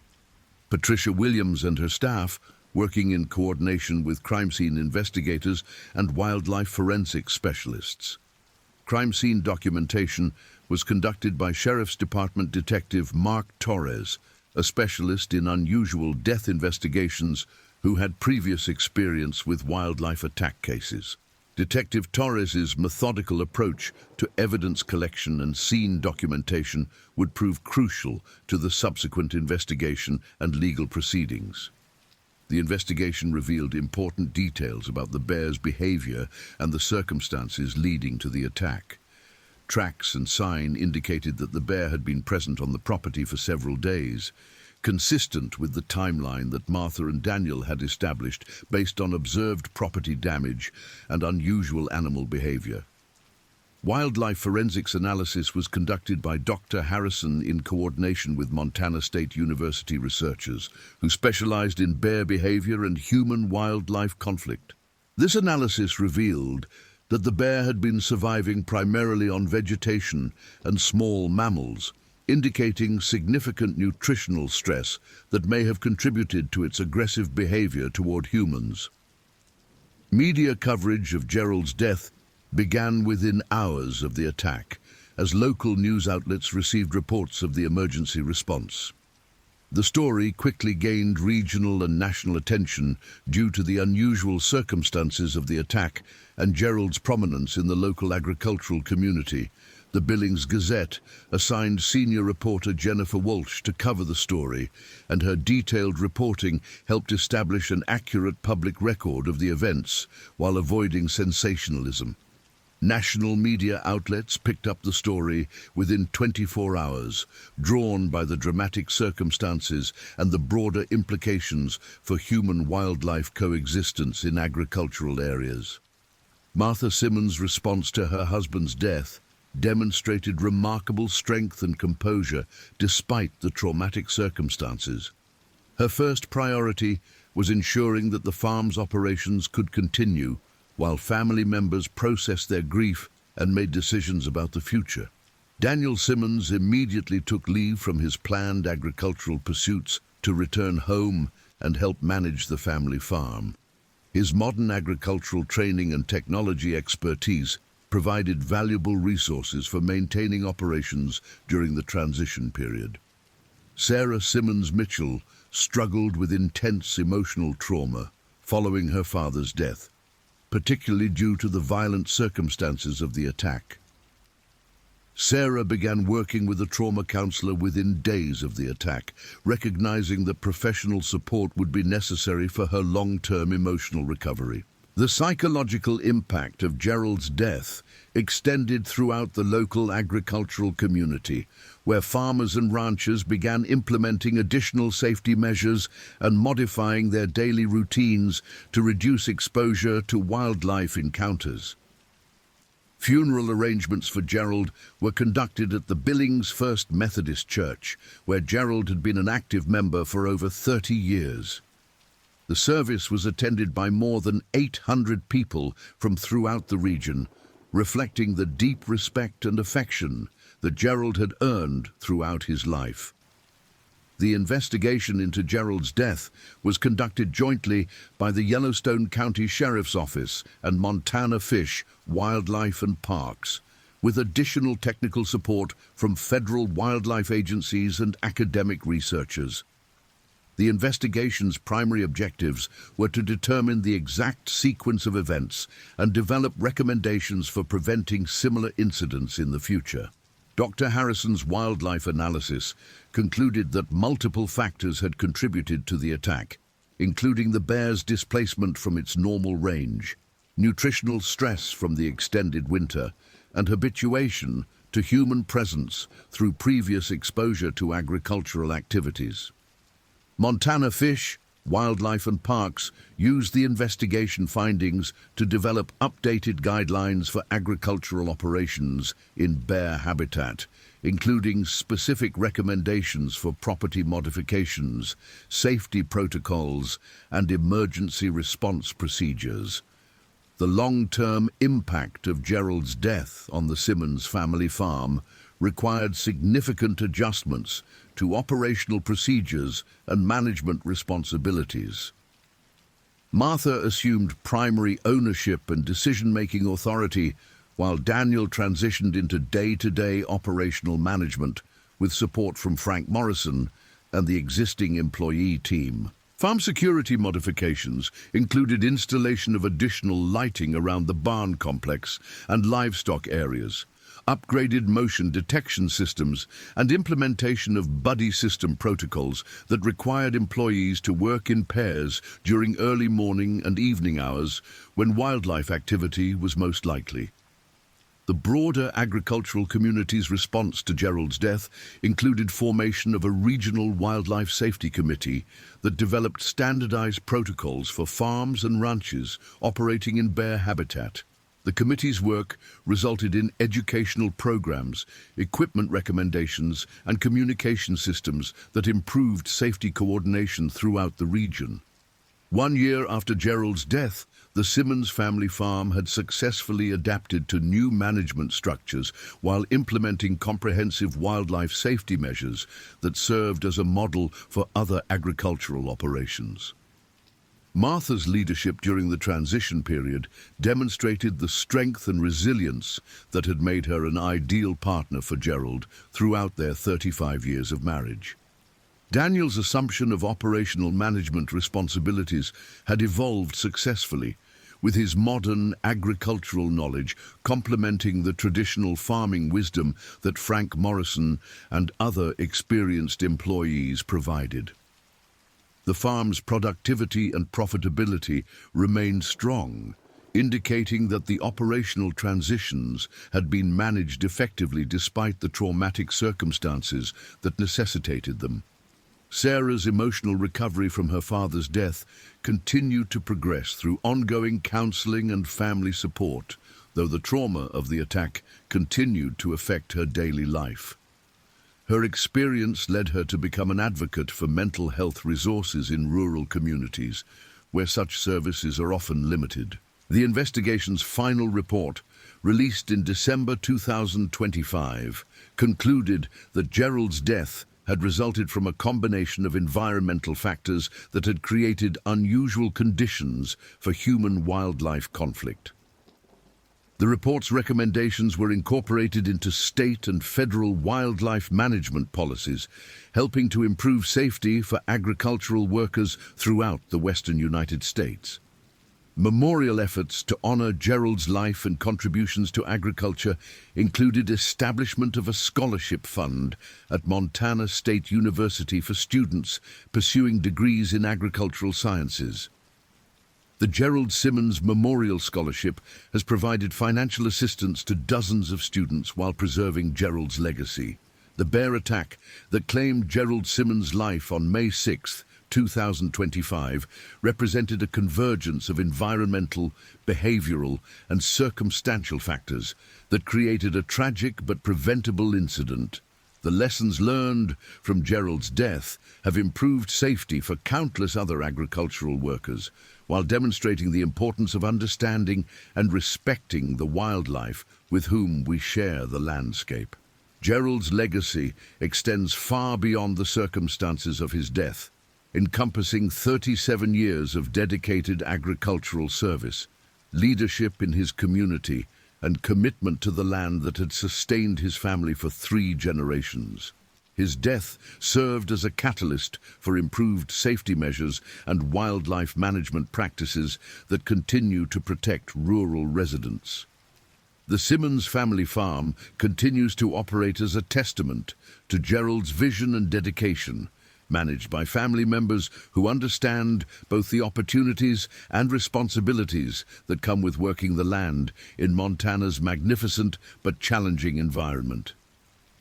Martha, Daniel, and Sarah have ensured that Gerald's agricultural legacy will continue for future generations, while honoring the memory of a man who lived pursuing the farming life he loved.